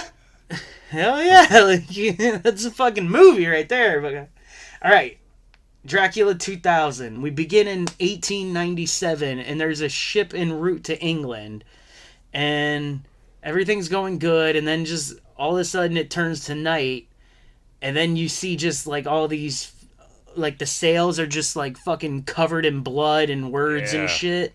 And then Mushroom you Head can't comes really- out. Oh, that'd be fucking awesome. That would have been awesome. Oh my god, They Mushroom get their Head own is on ship a of boat. rock. Yes. Dude, did you know there's an actual nu metal cruise? That's what I was going to say. Is there? What? There has to be. It's called Shipwrocked. Oh man. Who goes on this nu metal cruise? Fucking trashy fucking people like us. I mean, what bands play? I think not last year. Yeah, well, the one that just happened, I think Papa Roach headlined, Oh, wow. and I believe the year before that, Limp Bizkit. Wow. So, real bands. Yeah, Papa Yeah, Roach's last CD was pretty good. So It's fucking weird though because like I've looked up tickets for this thing every year because I'm like, oh, I'm gonna go. It sells out almost fucking instantly, and like the cheapest rooms like are like $1,200. holy shit. So it's like, how the fuck are these people like affording this? Because Yeah, who the fuck is the fucking nu metal listeners that are worth $4,000. hundreds of thousands of dollars? Yeah. exactly, and can take a week off work to go to this stupid fucking thing. Like that's insane to me. People still loving Limp Bizkit, $4,000. Maybe we can go on the worth show for free in because we have a 2019. podcast. Like And I, a nu be metal part of the media Facebook crew. group. Our NuMetal Facebook group has 8 members. We could go on this cruise for free. We're the biggest Event Horizon NuMetal group on Facebook. Theme. Yes. Whatever. Are we gonna include that into our name now that we're the #1 NuMetal movie podcast? Well, That we might don't not know be that. true, though. Yeah. That might not be true. No. Well, it could be true because we said NuMetal movie. Oh, yeah. That's true. How many people specialize in movies and NuMetal? That's a That's valid true. point. Yeah, you're right. Fuck. Anyways, Oh, yeah, the fucking... the cruise. The cruise cruise. coming. Yeah, with Mushroom Head. We should do that. No, not for $1,200 fucking dollars. No. Let's get fucking like. Oh, yeah. Yeah, like, media passes. we could right. do our podcast live on the ship. Yeah, a live podcast from the ship. So basically us reading through it from a script in front of a live audience. While looking at our notes. And then just yelling over each other. Yeah. And then they have Whatever, the everyone will long, be drunk and smelly. long stretches where one of us isn't talking and just looking at the audience fucking bored, making noises, One of Taking us is playing shots with a at tech people. deck. clicking pins, yeah, and playing with tech decks. I didn't know you could hear Dude. that. Mike would totally playing walk off stage to go drink when he got bored. He'd forget himself because he would be so plastered. Yeah. Mike, didn't you say you've been pre-gaming this episode for a while? Since 9 a.m. I started drinking at the beach at 9 a.m. I had 2 beers. And then I went to my parents for lunch and I had like 2 beers and like my dad's weird like vodka seeped in like pear juice or some shit, just marinating. And then I got home and had coffee and I had some bourbon in my coffee and now I'm having my beer here. So I'm not like, Holy you know, shit. but like it's been all day, so it's been fun. So I would be so fucking tired at that. Yeah, the coffee I would- got me going. So. I'd be asleep. Oh yeah, you react strongly to coffee. I'd be asleep still right Yeah. now. Yeah. Yeah, I don't get it. I had Alright. yeah, it's a great day so far. So So now So we're you in had London. a good day. I did. Thank Nope, you. not NuMetal. No, wrong song. We don't talk about it. Oh, genre. what we're a in day! London. What a day! Fucking cunt. Okay, whoa. Never mind. I take that back. Fucking genius. Thank you. Should have stayed home drinking at 9 a.m. all day. What a day. What a day. All right, so Mushroom Head is on the stage. The Mushroom Head is not here. Oh, God sorry. damn it. All right, Oh. no Mushroom Head. We're in London. Ah, And like you know you're in London because you hear those Lost dumb Profits. honking sounds that their cars Profits? make. they're English. Right? Ooh, no, we don't talk about Lost Oh, Profits right. anymore. Yeah. All right. No. Mhm. It'll go back to a subject that we are not Yo, supposed no! to talk about. Does that count? No. What? It doesn't- No. What? Just keep going. We're in Russia. Yeah, we're in London. London. Ding dong. That Yeah, sounds I feel like racially I'm there now. Chinese. What was that? What? That was not even close to Chinese. Well, it wasn't close to England. What? All right, dude, I'm too fucked up for this. All right, we're in London. There's a dude playing with a crossbow, and then this old dude like looks at it, and he's like, my grandfather was Van Helsing, and all this, and he's talking about buying it. But the funny thing is, when I'm typing, like, cause I type all my notes into my phone, it auto corrects the shit, right? Mm-hmm. So when I started typing Van Helsing, it turned into Van Helsby. Hellsby! Which is great because London and shit, so it Yeah. works for him. So I'm thinking for the rest of the movie I should call him Van Helsby. All right, do it. Alright. No one gets this. Yeah. Well, how many episodes do you have to go back for this reference? And this story? You'll hear it in the best of, only like 6 episodes ago. Okay, there you go. Episode 20, the best of. Go back, Go listen check to out it. best of season 1. And then come back here about an hour and 25 minutes in. Yeah. We'll Okay, stop right welcome now so you back. can go do that. So the Helsby shit was great, right, guys? Yeah. Alright. So now you get it. Fucking the dude wants the crossbow for his collection because he has a collection, and all of a sudden we see like an English cop, like the Bobby, like a bobby, you know, like that's what they're called, Yeah. right? Yeah, But yeah, the thing yeah. is, he's black, and I was like, Black Bobby? Like, is that a thing? I've Black never seen Bobby? one. That So- sounds like a gangster in the 30s.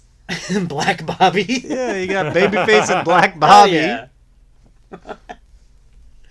Dude, he's up to some crazy shit. All right, so, well, actually, he is up to some crazy shit because there's a security dude and he just fucking shocks him and tases him, right?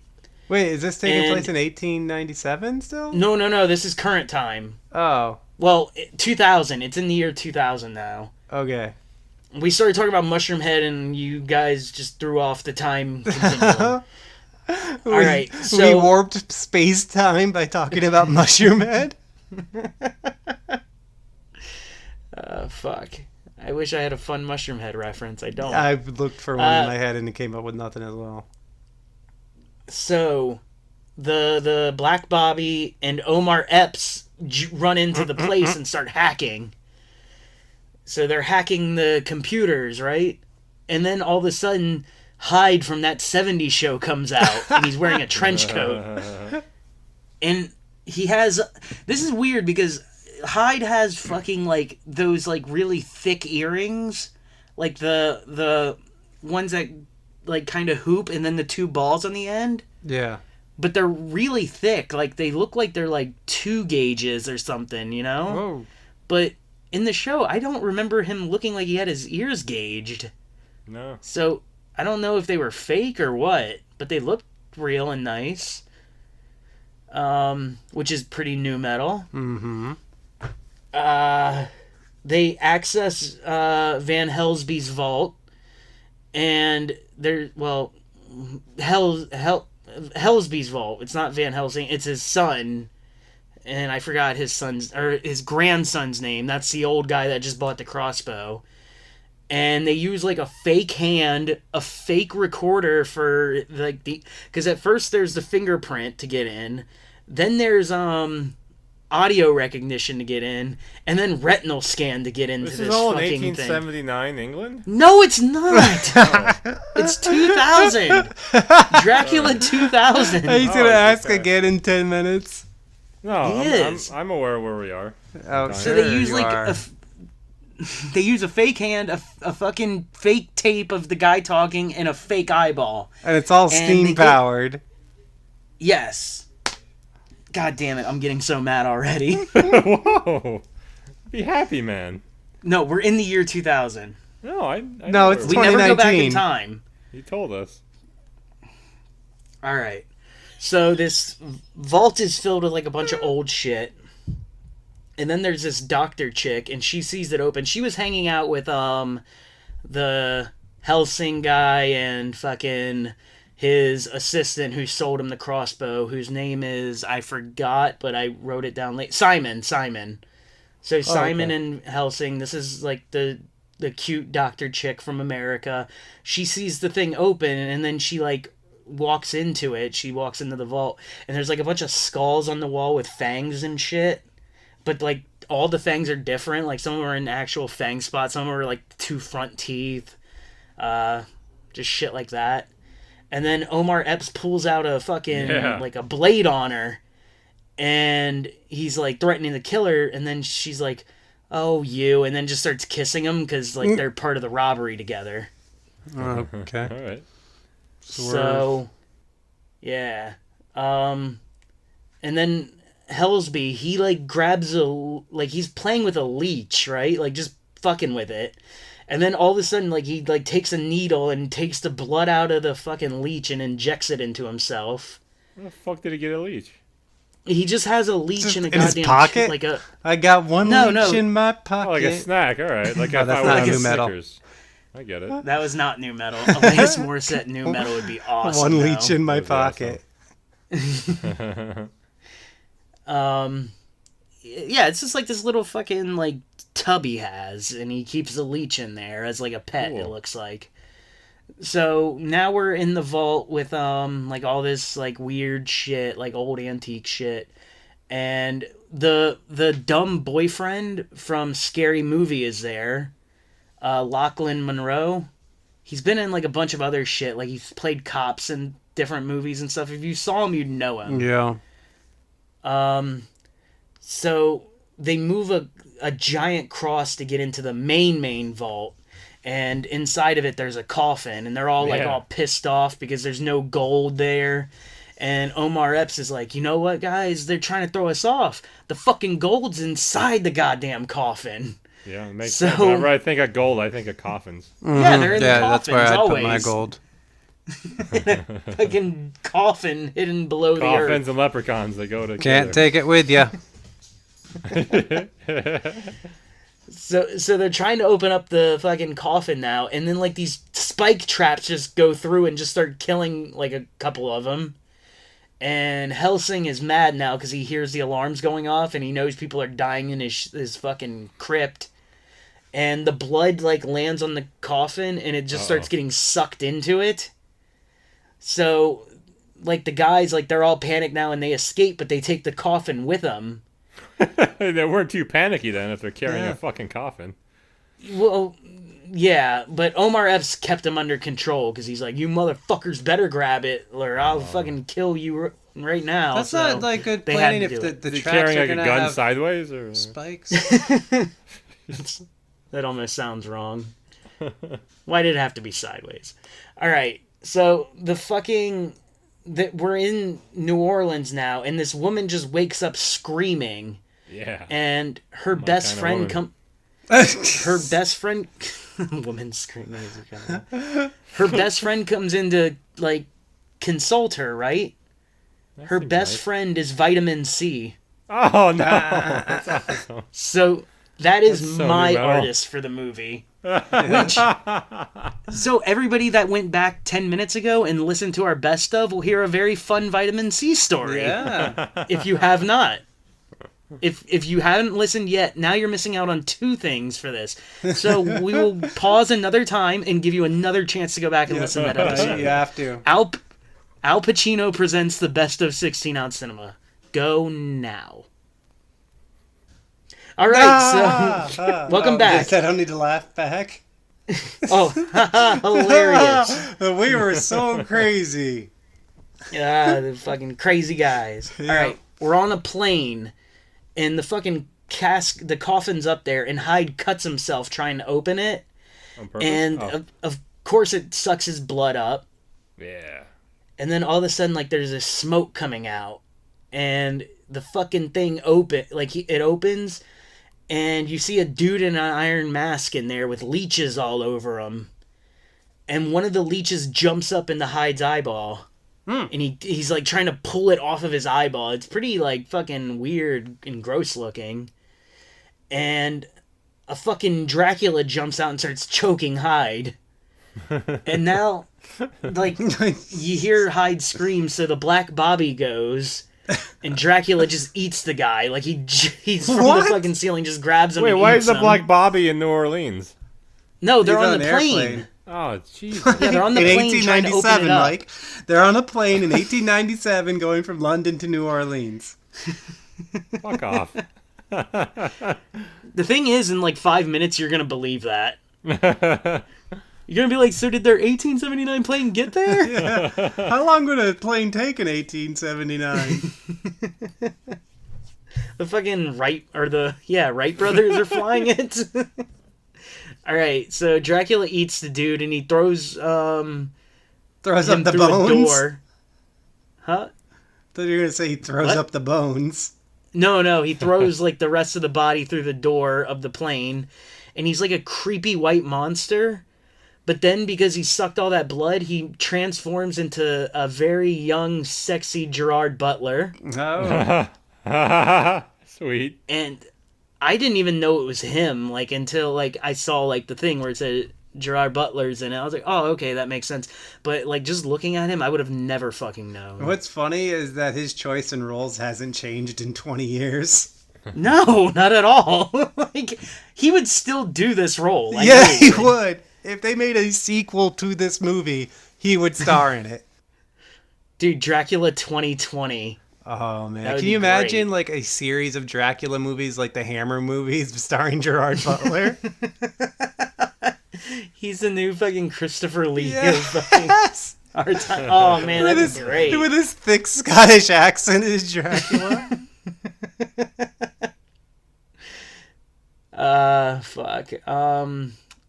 And the thing is, like, that girl, like, on the plane, the sexy doctor lady, as soon as she sees sexy Gerard Butler, she wants to fuck him. Right, yeah. Mm-hmm. So he bites her, and then Omar Epps starts shooting him, and nothing happens. So this is like a commercial airliner? No, it's a private jet. Oh, okay. And dude, that'd be great if they were just on Delta and all this is going on. Like, why is Hyde in the back with a goddamn coffin? Pre 9/11, you can do what you want. Yeah. Dude, oh my god, it was. Yeah. Fair game. Dude, the fucking flight crew doesn't even care that there's a goddamn Dracula running around. They're just like, sir, please keep your seatbelt on. That's how all the fucking stewardesses. That's how it was pre 9/11. He's had a third tonic. Pre 9/11, there were goddamn Scottish vampires running Scottish around. Draculas. They didn't care. They didn't check their passports, anything. Oh, dude, you know how, like, you can't see a vampire in the mirror? Like, do they pick up on, like, a fucking body scanner? Or do they just walk through it and nothing? I think they just walk through. That's in movies. Alright. Yeah, Omar Epps is now killed, and now we're back in New Orleans, and the fucking chick in Dracula, like, they can see each other. Like, through, like, a doorway, and then Vitamin C comes walking in and just walks right through him, and he, like, just blows up in the dust. And she talks about how she's been having these dreams of this dude her whole life and stuff. And on the TV, we have Fox News reporting about the plane crash with the casket on it, which is great because, like, Fox News is the only one that will report the real truth of vampires on planes, which I love. Yeah. You won't see CNN covering that. Fuck them. No, they're the number one trusted news source in America. Exactly. They know about vampire reports, and they know how to cover them well. Scottish Dracula's how trying to sneak into the country. Alex Jones would have a field day about this. Dude, fucking Hannity has a whole show about Dracula's trying to invade. Turning all our vampires Scottish. We need to close the borders from Dracula's. No wall is big enough to keep Dracula's out. No. Well, because they're taking Delta. Garlic and mirrors. Dude, imagine if we had, like, instead of a Muslim ban, a Dracula ban. Can we imagine the assholes who would not support a fucking Dracula ban? Un-American fucking trash. So you have all these people going into outrage every time a new crypt is being built. They're building a crypt down the road from where fucking the Trade Center went down. Like an Antifa shows up in all the garlic fests.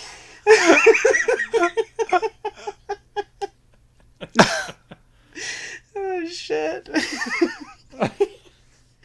Alright, so Fox News does it the only way they know how to. They send a big-titted blonde reporter to go report on the crash.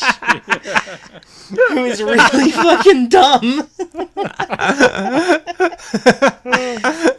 So, you just see her getting her neck cut, right? Oh, And that's quick. You don't see why, because you're watching through the guy who's filming, the cameraman, because the camera doesn't pick up the Dracula. Oh. So then the cameraman dies, of course. We're at Virgin Records, the record store, and that chick from before, I wrote her name down somewhere, and then oh my god, is that all I have left? That just scared the shit out of me. Oh, I did not take notes on this movie. Good night, All right. folks. Her name is Mary. The main chick I was talking about. Her name's Mary. Right. I just kept writing chick everywhere. Yeah. So Mary and Vitamin C work at the record store, right? And So hot. a Godhead song starts playing with featuring Marilyn Manson. Uh-huh. And if you know Godhead, Godhead was the first band that Marilyn Manson signed to his own record label. I thought that was Quiet And it Riot. ended up being the... No, that would be great. But it was actually the last band he had on the label. Because they did terribly. But if you guys want to check out a really good song they did a cover of Eleanor Rigby by the Beatles. It's really fucking good. Go listen now. Do we want to pause recording? No. Pause and go listen. Oh man, what a great song that was, right? Yeah, wow. You were right. I'm glad we did that. It changed. I know it changed people's lives.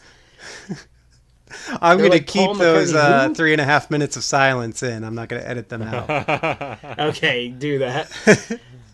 All right, so they're at the record store, and Vitamin C is like stocking CDs, right? She's stocking Vitamin C CDs. No! So I love I it. swear to God, I took a picture of it just because she looks exactly like she does on the cover of the album, and you just see her face next to it. Is there a funny joke or something? No, That is literally, the that's joke. It. That is I know, the I joke. thought you would say something. It's like my Kurt Russell Elvis movie joke times a billion.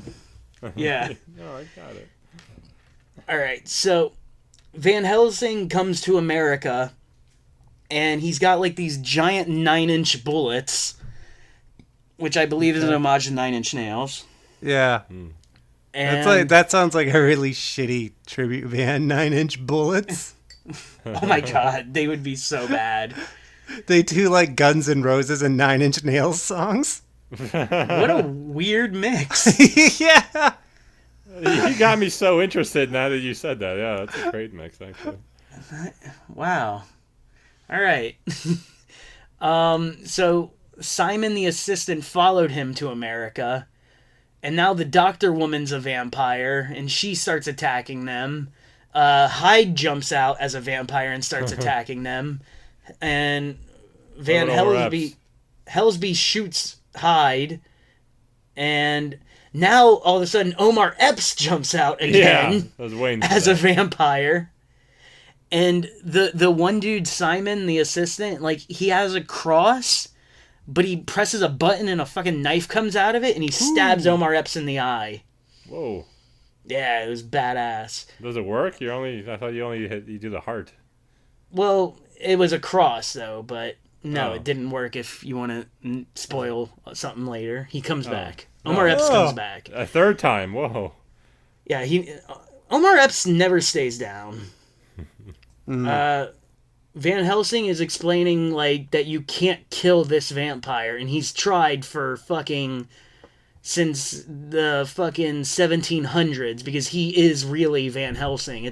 That wasn't his great-great-grandfather. He is Van Helsing, and he's been keeping himself alive with that leech blood. Okay. And that leech blood was sucking off the blood of Dracula, and then he would steal the leeches and then keep himself alive with the Dracula blood, but just enough not to make him a vampire, but enough to keep him immortal. That's a dangerous game. Yeah, if you put too much in, that's like ODing on fucking And vampire then next blood. thing you know, you're a Scottish Dracula. But really handsome. True. Yeah. Would you make the You trade? can't live in America anymore, so where are you gonna go? Oh, yeah. They banned him. Yeah, fuck. I like I don't America. want to be in England as a fucking it's vampire. That Scotland. sounds terrible for the rest of my life. I was looking at doctors this week, and I picked a doctor because it said he went to University of Transylvania. He's just gonna be a vampire. But it turned out he wasn't actually, like, available. He wasn't accepting new patients. So. I thought you were going to say not a vampire. Lucky you. Yeah, I figured this would be a s- good compliment to the doctor I saw before, who was a werewolf. Jeez. I like I- that he said he wasn't available. Did you pick a mermaid? Like He, who is he this didn't guy? have any daytime appointments. I was gonna say, like, the fucking assistant is like, I'm sorry, he's hanging upside down, sleeping at the moment.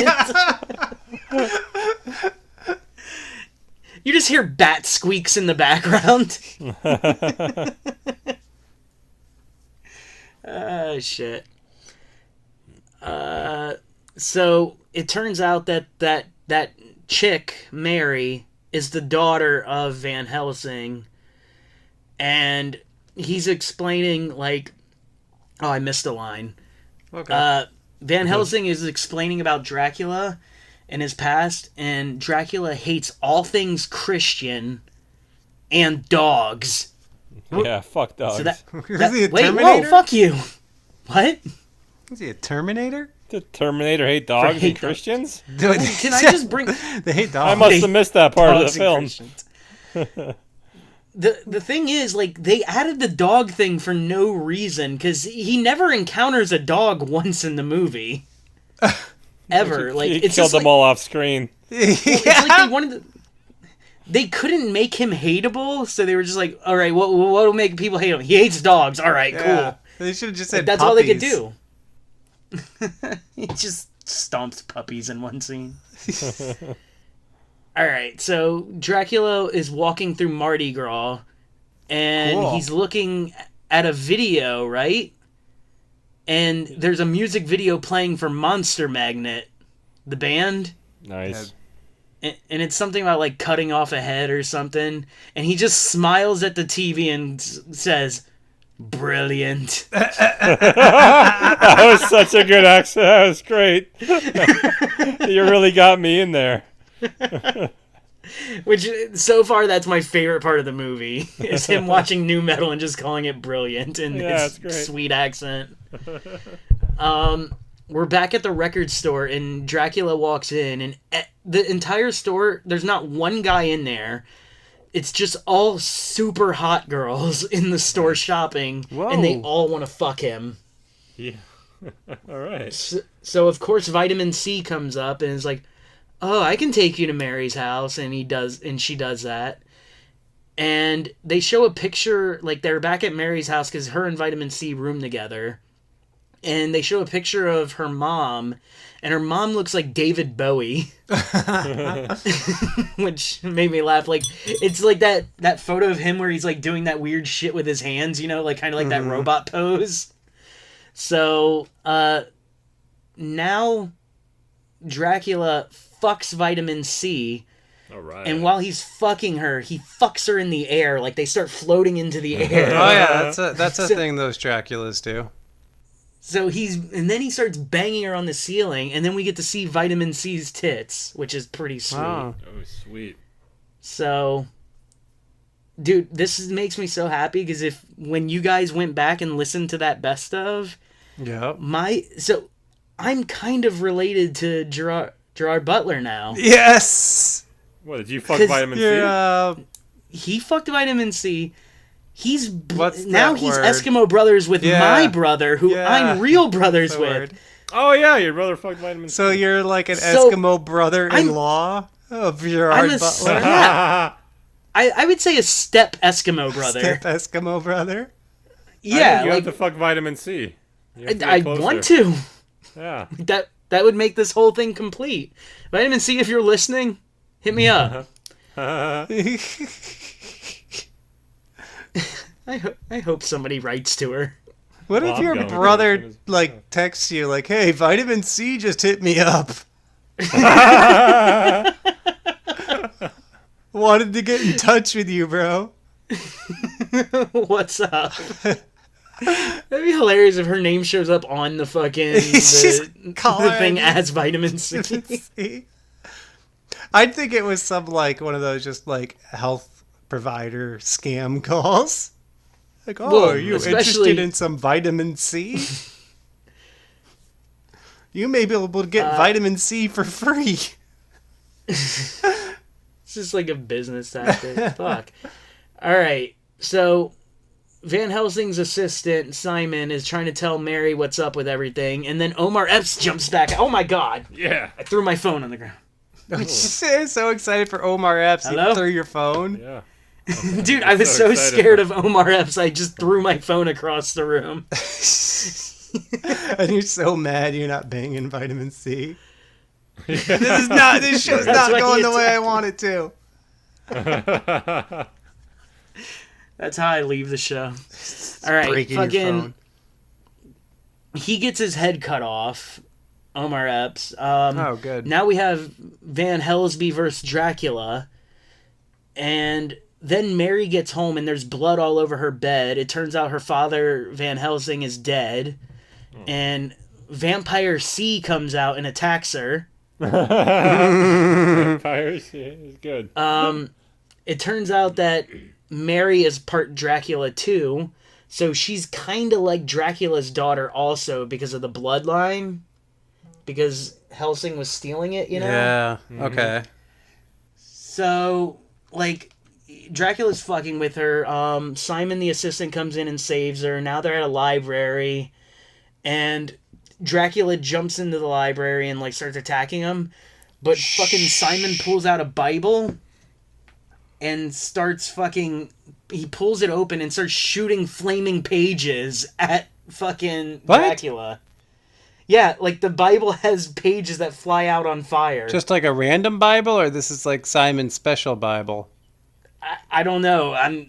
I've never opened a Bible that flew fucking flaming pages at me. No, they don't do that. Especially a Bible, yeah, special Bible. I've even I've bought like antique Bibles, and they also don't have the flaming pages. I like how TJ's our Bible It's not like specialist. not like a feature that Bibles used to have that they did away with. Is what I'm trying to say.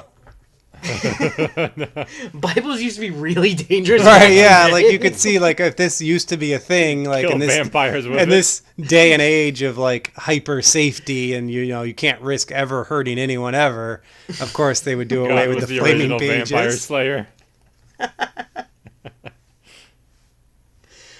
All right. Fuck. Where was I? Flaming so now Bible they're fighting pages. Yeah, flaming Bible pages.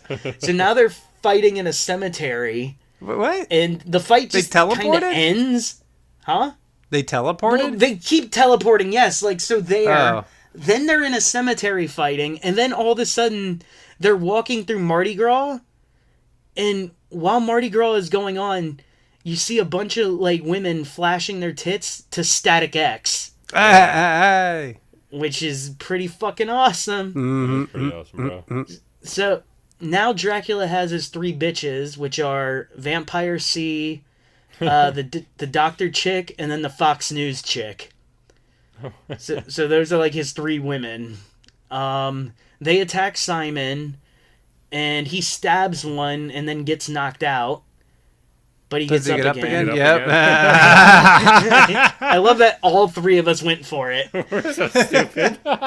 We just stepped over each other's toes, so none of us was able to deliver it right. No.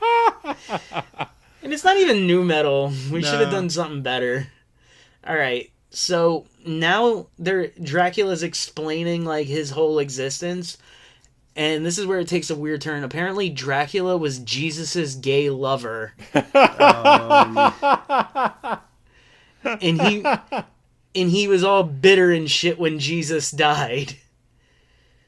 Like I guess he was his gay disciple. So I don't know. I think that's what it meant. I wasn't really paying that close of attention. But it seemed like he had a gay thing with Jesus. Now he starts making out with his own daughter. Oh. Yeah, those Scottish Draculas are apt to do that. I was just going to say the gays are just fucking fiends. They don't care who they're making out with. Jesus, their daughter. Mary with Jesus. Mary now bites Simon, but it turns out she faked it. She didn't really bite him, so he cuts off Vitamin C's head. And then, or no, she does. Mary cuts off Vitamin C's head, and then Simon cuts the last chick's head off with hedge clippers. Yeah. And fucking, he gets, like, they start fighting, and Dracula gets hung up in, like, this wire from on a big, like, electric cross. And he, That sounds like a Marilyn Manson video. It looks just like a Marilyn Manson video. I'm not joking. Fucking... The big electric cross, like, falls down, and, like, he's hanging from it by his neck. And he drops Mary onto the ground. And Mary survives because she's a vampire. But he's hanging up there, like, choking. And then the sun starts to come out, and he catches on fire. Oh, no. So he's hanging from this big electric cross on fire. But the thing that doesn't make sense to me is he was out in the like fucking sunlight a lot during the movie. But for some reason, this particular sunlight killed him because when Maybe he they fucking forgot attacked, they were shooting day for night. well, he attacked Maybe his sunrise power is stronger. just sunrise, maybe, yeah. Because Oh, he attacked the maybe Fox News the chicken UV light. index was lower on those days. Like he checked it before he went out. But when the UV index gets higher, that's when it gets him. He But that's like Alaska's full of fucking vampires. Yeah. That's a Not movie. Florida, though. Yeah, because the UV is so low, and then they have all that night. But they could be out there during the day because low UVs.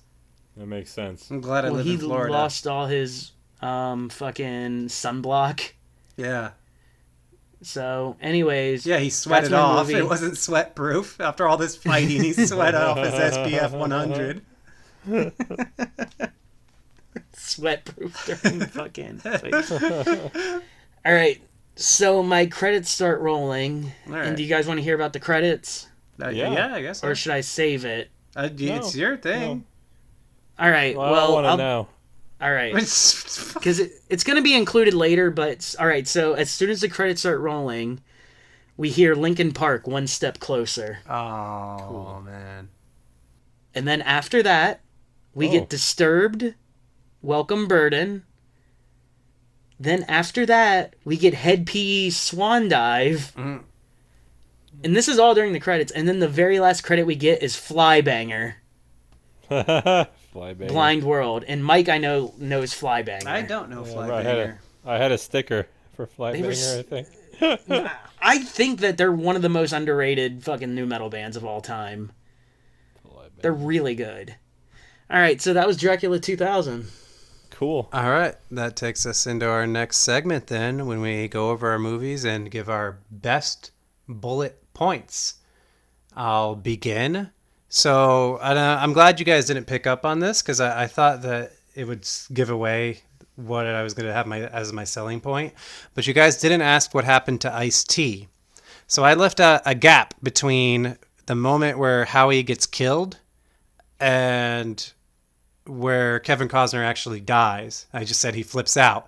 What he actually does is New Disease by Spine Shake starts playing, and he starts throwing grenades, and while New Disease continues to play, Ice-T comes down, hanging from the ceiling by his ankles, spinning around with his arms outstretched, shooting machine guns, killing cops, God. until they pepper him with bullets, and he dies, still hanging upside down from his ankles. Then the song switches to Head PE's Killing Time, and Kevin Costner gets out a minigun and goes full Terminator 2 and shoots all the cop cars outside of the factory. Then they finally take him down.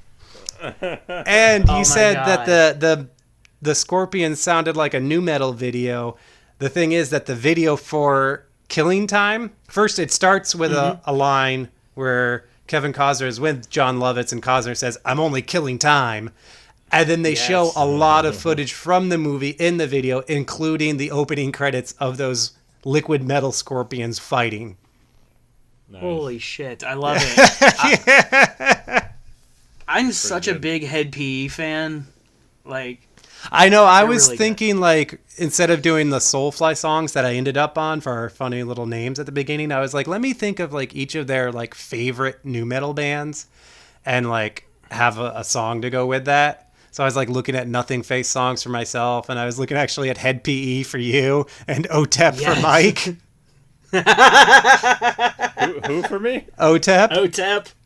Oh, yeah. I mean, you No, don't it's like them as accurate. much now, but back in the day in 2003 when they only had I that still one love album. them. I just hate that one CD. I love them. But yeah, That but CD they were. I'm You still got to a huge say fan. they were your favorite when Sevistra was their only album. So like 2003 or whatever. I blew it that was. CD up. Yeah. Yeah. So I was looking at it, it's like, oh, what M songs does OTEP have? It's like, oh, he can be Minocide Mike. Ooh, that would have been cool. All right, so my selling point will probably really only apply to Angus and Yes. all of our wrestling fans. Yeah. Oh. But had I known this, I would have probably chosen this film for my wrestler movie before. As Paul fucking Heyman is the American play-by-play guy for the Rollerball game. Dude, that's awesome. Yeah, he makes the whole movie segment Rollerballs watchable. Like, is he in like a lot? Like, does he talk a lot for it? Like, talk it up? Oh yeah, he has like at least 15 minutes of movie time. Oh, that is so good. We see him first. He's waking up drunk in a taxi, and he just like rolls into the arena and just starts spitting and yelling about everything. It's amazing. Hell yeah. For those who don't know, Paul Heyman is the former owner of ECW. Wait, hold on. You just called him Paul Heyman. I did call him Paul Heyman. Paul Heyman. Extreme Championship Wrestling was like the greatest wrestling organization of all time. And he's the current manager of Brock Lesnar on WWE.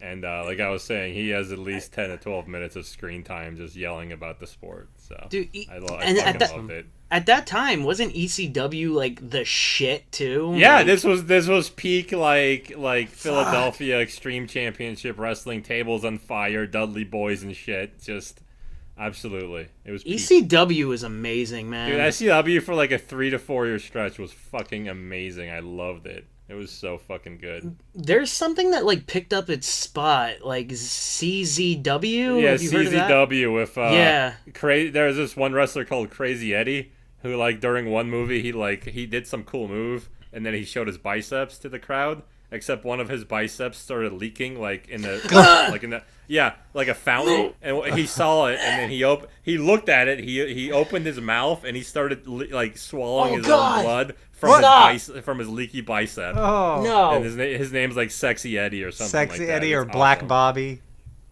But they weren't as like basically what it was just a bunch of dumbasses throwing each other on like thumbtacks and like exploding fucking barbed things wire. in the corner. Yeah, barbed wire everywhere, and like what are those exploding lights? The light bulbs that are like really long. The fluorescent, Fluorescent. Yeah, fluorescent light bulbs everywhere, and they just like they're terrible at wrestling. And ECW is great at wrestling, but yeah, CZW. So anyway, that's my selling point. Paul fucking Heyman. Heyman. I was gonna make fun of you for saying Hyman again, but then you just did it again. So no need. What's your selling point? All right, my selling point is, you know how they worked in a record store, right? Yeah. One of the fun things was looking at the wall of the record store and seeing the vinyl that they had there, because you guys know how much of a vinyl fan I am. Mm-hmm. So here's some of the ones that I was able to see. Oh. And actually, I have a couple of these. I'll tell you which ones I have. All right, so first I saw Rob Zombie's Hellbelly Deluxe, which I have. But they also had his American Made Music to Strip By, which is the remix album of Hellbilly Deluxe. Then they had Static X's Wisconsin Death Trip, which I have. Then Disturbed The Sickness, which I have. I love how much new metal vinyl you have. I have so. I just want to brag about my new metal vinyl. Yeah, that's all this is. Go through your Discogs. All right, hold on. Oh god, yes. Yeah. Dude, I would love to read off my Discogs. So this one's for Mike. They had Slayer's Diablos in Musica. Oh my god. Which is, I don't own it, but you do. But I do, yeah. This one I want to own so bad. Like, I loved this band, and like, it's a joke band now, but I like them before their hit song. And I liked the hit song before they became a hit. Before it became a hit song, it was actually, I think, their third single, and that's what blew them up. Crazy Town's The Gift of Game. Oh. Then the next one is more obscure, but I think Mike would know this band. UPO. Not familiar. No Pleasantries. Their main song was called Godless. And I don't need to be godless. Something like that. Do you have that too? I do not have that. Next one is Rage Against the Machines, Battle of Los Angeles. which I have a copy of that I got for free from Amazon because they sent me the wrong album. I ordered Follow the Leader and they sent me Rage Against the Machine. Told me to keep it. Ultra Spank, which is another kind of unknown one. I don't know the name of the album, but it has like that rat with the ear on it, like the actual. I want to go to this fucking store. Dude, I would I would give anything to go to this store to buy their vinyl. And it was probably cheap then too because it wasn't popular. Yeah. And the final one was Incubus's Make Yourself. And I'm sure there were a lot more on there. These were just the ones I could catch. Mm-hmm. So that's my selling point for some reason. I like it. Because I gave you guys a lot in mine where like all the metal and shit. Because I wanted to keep it kind of nu metal-y. So we all kind of did a good job of it. Yeah. Say. And to round out our special nu metal episode, part of this was the movies with nu metal soundtracks.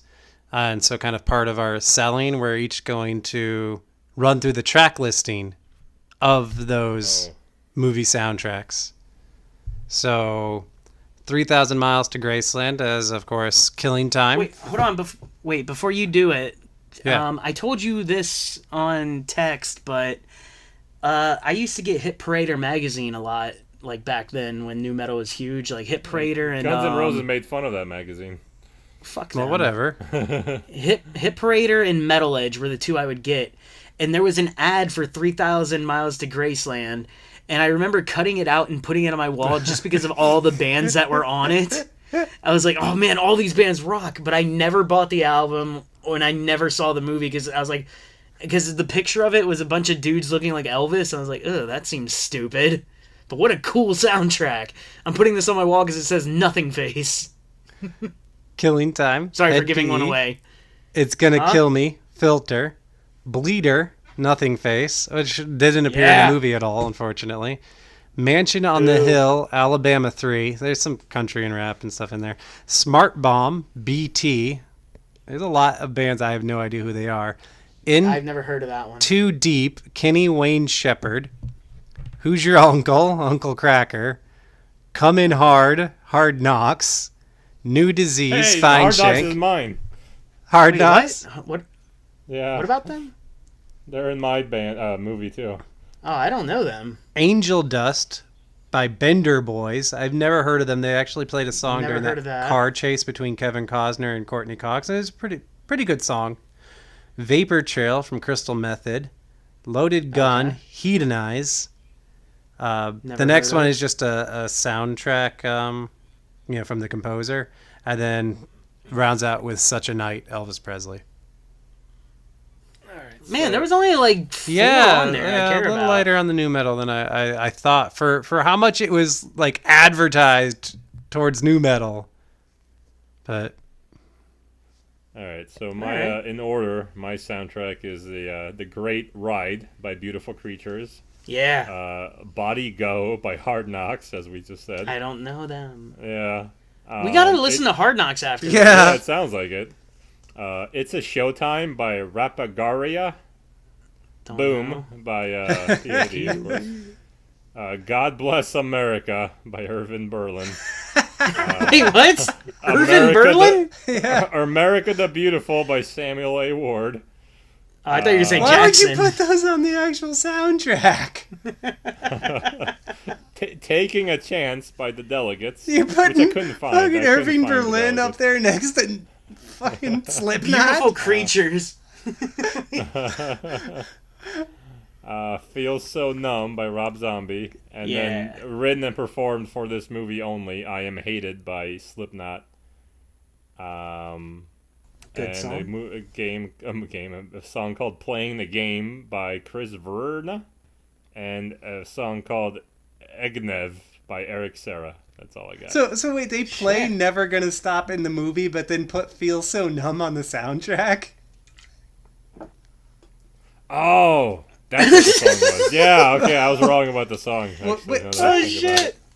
I was wondering about that, too. I thought he was going to save it for last. Yeah, that's weird. You're right. So which so it was Never Gonna Stop not on the soundtrack or in the movie? What? I wrote it twice. It fucking must have been in the fucking movie or something. Or I just fucked it up and it feels so numb that both. I think you fucked it up. But I probably fucked it never up. gonna stop specifically says never gonna stop in the lyrics. So how do you mess that up? Stop. Yeah, never gonna stop. Yeah, I know. That's Scream why if I you don't want understand. it. So, yeah. All right, I feel like All right. Angus is. Can I add a selling point? Hell yeah. All right, cool. No, fuck it. Oh, okay. Yeah, I'm done. Can't. Angus is So a soundtrack few years blows ago in away. 2013, the director of this movie was sent to federal prison for making a false statement to the FBI about About Rollerball. about Rollerball. The Yeah, rules what of he did was Rollerball? he hired he hired a private investigator to illegally wiretap the producer of this film. What? And he spied on him for having a disagreement about what kind of film Rollerball should be. That's amazing. Yeah. That's also my selling point. Well, shit. I'm gonna add a selling point that I forgot to do. My director. Oh, he also directed Die Hard and Predator and The Hunt for Red October. Don't try to add more shit, asshole. John Come on, you got McTiernan? your one. John McTiernan Yeah. directed Rollerball? I didn't know that. Yeah. I didn't know it had a real Yeah. director. Yeah, real director and everything. Shit! Yeah. My guy's a real director. I don't know why I forgot to add that part. It was so important. My it had guy a is $70 million actually- budget, which is insane. Not a real director. Wait, he didn't 70? direct anything after this. 70 million, yeah. You're out of your. No, there's no way. Yeah, it was insane. Dude, it was so bad. It was totally like a scam for the government or something. It must have been. They were just like laundering money. They were laundering the money Imagine from the guy who Graceland. did Predator and Die Hard and The Hunt for Red October goes to prison for Rollerball. Like, it's so fucking stupid.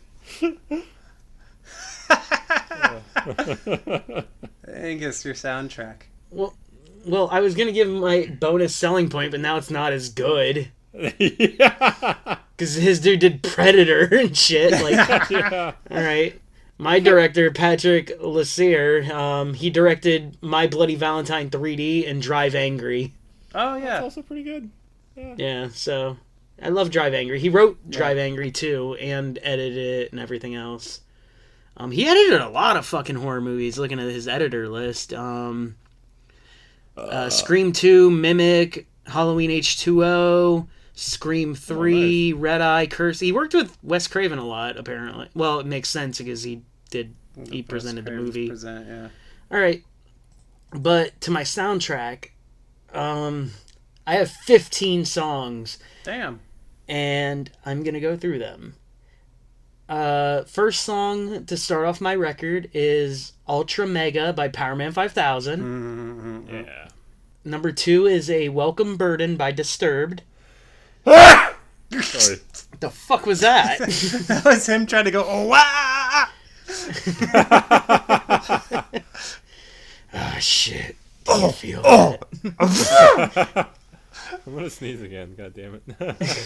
I want to lead up your sneeze with a dun-dun-dun-dun, dun-dun-dun-dun-dun. All right, so number 3 is Bloodline by Slayer. Number 4 is The Metro by System of a Down.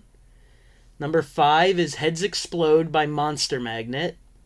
6 is Break You Down by Godhead and Marilyn Manson. Number 7 is One Step Closer by Linkin Park. Number 8 is Avoid the Light by Pantera.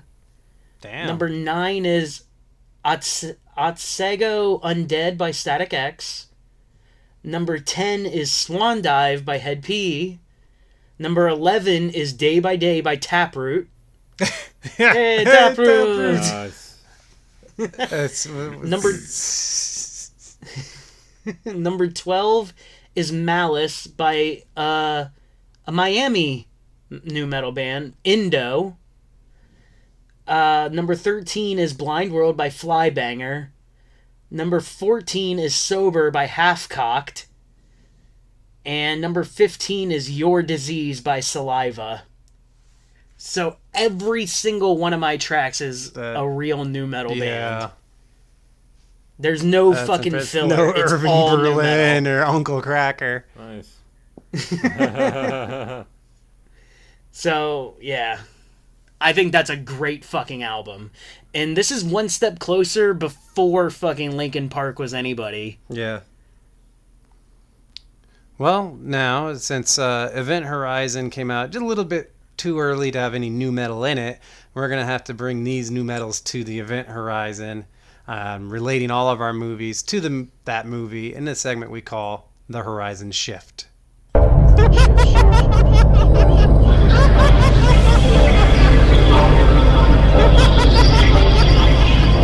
Mine is short but sweet. It's maybe a little bit light, but so the composer of my movie is George S. Clinton. So of course I had to look up, like, that's not George Clinton doing the music. It's not the George Clinton, right? So I look up, is George S. Clinton is this guy who looks kind of like John Lithgow, and he's done, But I hope he still has crazy dreads that are colored. yeah, but he's white. And well, the man's worked with Paul W.S. Anderson on Mortal Kombat. So there's my link into Event Horizon, is that the composer. Nice. And where Paul W.S. Anderson left after the first Mortal Kombat to go do Event Horizon, George S. Clinton actually scored the second Mortal Kombat movie. Huh. Okay. I was like, do I just sit in the silence, or do I say something to make Mike talk, or? So I've got two. One I made up, and I like it, so I'm going to talk about it. LL Cool J here is basically Captain Miller. So, like, imagine if Lawrence Fishburne's saving your life on the Event Horizon, then he tricks you into playing a very dangerous intergalactic roller sport, financed by a demon, Sam Neill, and then dying to help save your white ass from getting killed. That's basically the arc of LL Cool J in this film. He does all these things. I like it. And it's also the arc of Captain Miller, saving everyone's lives, but he made them come out, here to Neptune or wherever the fuck they are, instead of going to Christmas vacation. And so LL Cool J's character is like, kind of Miller's great-great-grandpa or something like that. So that would have been my horizon shift. But then I found out that a man named Joel Hynek, who grew up like investigating UFOs in the Air Force in the 1950s, is also the visual effects editor for Event Horizon and Rollerball. Woo! In Event Horizon, he was the miniature visual effects supervisor, mass illusions, whatever the fuck that means is what he did. And then he was the actual supervisor of visual effects for Rollerball. So that's awesome. Two shifts for one. Cool. Yeah. All right. Shit. I hope you're going to talk about how they are all one step closer to the edge on the Event Horizon. Fuck. Mine has, like, because the Draculas and shit, like, a lot of religious imagery and stuff like that that's kind of dark and stuff, kind of like Event Horizon had. But one of the things I wanted to do was, like, line up, because we know that one of Paul W.S. Anderson's other movies was Resident Evil, which is famous for having a very nu metal soundtrack. Mm-hmm. So I was like, all right, they have to share some bands, right? And apparently the only thing I have is Resident Evil has a couple Marilyn Manson songs, and Marilyn Manson was featured on the Godhead song on my album. But looking at it a little deeper, you guys have way more, because apparently Slipknot has more to do with the Resident Evil album. And then they also have Spineshank on it. So all of our movies can go to Resident Evil, which goes back to our movies, which goes back to goddamn Event Horizon. Back to the primitive. Back to the primitive, baby. Hell yeah. Fuck all you politics. Well, it's time to vote for the most nu metal-y or best movie of the night. Yeah. I'm up first. I've got to say that Angus by far has the most solid nu metal soundtrack. but I really loved Mike's shift and the fact that John McTiernan went to jail for wiretapping for Rollerball, and the fact that the bands are actually in his movie, or at least there's that appearance. Really, like Monster Magnet had a video appearance in mine, and it was brilliant. I'm going Rollerball. Okay, you can do that. Rollerball. All right. My biggest pluses for TJ was Church and Pollock. I would love to see those guys together, just in a little duo and stuff like that. But unfortunately, almost no NuMetal, except for the selling point. The epic scene. That erased that immediately. That was really good. But to be honest, I have to go with fucking Gerald Butler and Vampire Scottish Draculas. The Scottish Dracula is just I gotta watch. I really want to. TJ said. Yeah, I really want to want to watch both of your movies, but I had to give it to Mike because of the shift in the selling points. Thank you. And so I will be voting for Angus's Gerald Butler film. Thank you.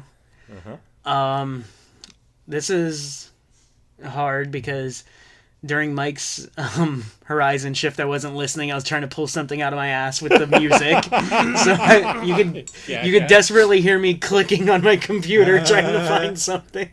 Glasses on or off? They were on, baby. I put it on like I was a fucking hacker in the 90s. So yeah, I have no idea about that, but TJ's movie I did want to watch, like, back in the day because of the soundtrack and everything, but it didn't sound as NuMetal-y until the end there, which was pretty fucking cool, but also, like, and I know Mike's is going to be a bad movie, and it just seemed, like, with the theme, I'm sticking with the theme more, and it seemed way more NuMetal-y. Like, the fucking... Just the idea of it is so NuMetal. Like, just fucking killer ball shit and fucking Slipknot and stuff. Yeah, motorcycling LL Cool J's to fucking Slipknot. Like, yeah, that's the fucking winner, man. Sweet. I get a t-shirt. Yeah. Oh, so the winner of this episode gets to take promo pictures in a Soulfly shirt. You win and you lose. Yes. No, I'm a winner. I consider myself a winner. It'll go great over my Hawaiian t-shirts. And speaking of winners, I won last episode but didn't announce a theme. I had trouble picking a theme. I was looking over my list. I wasn't too happy with any of it. So I decided, what movies do I have lying around that I want to watch? So I picked, like Mike has done, I picked the theme based on the movie I wanted to watch. But unlike Mike, I didn't make it fucking stupidly specific.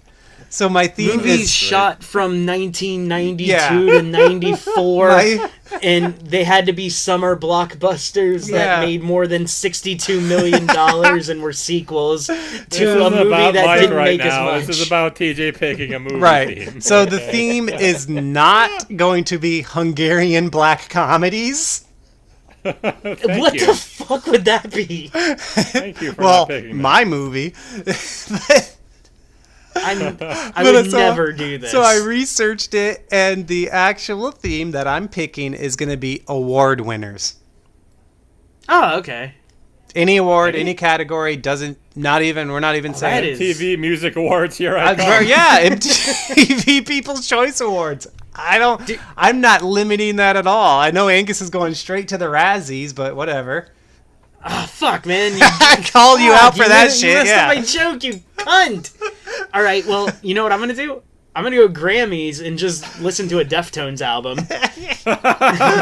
He's got to review it for us. Yes. Wait, did Deftones won a Grammy? White Pony won for... And, dude, this one actually bugs me. It was, I think, 2002. Deftones won for the song Elite, which is their best song ever. Our friend even had his fucking AIM name after it.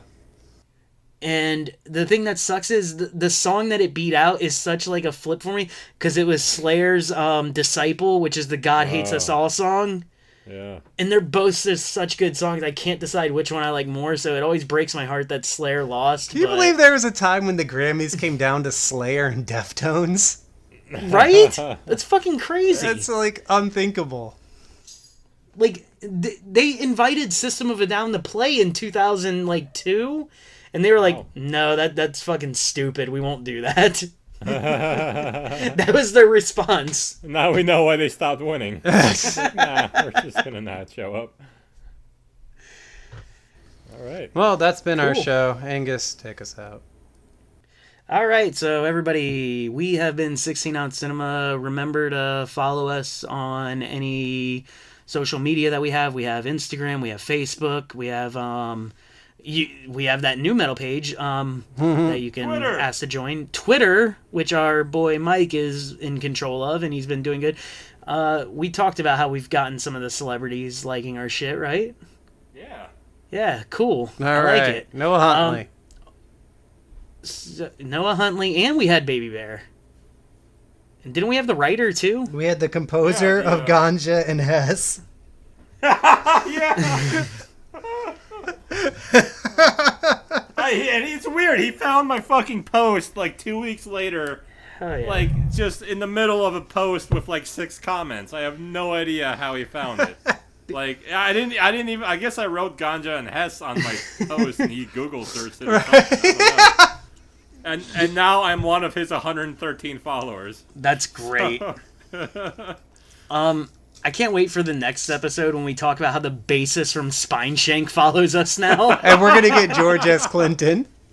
We tag the shit out of him so we get him. Hell I yeah. gotta write that down. All right.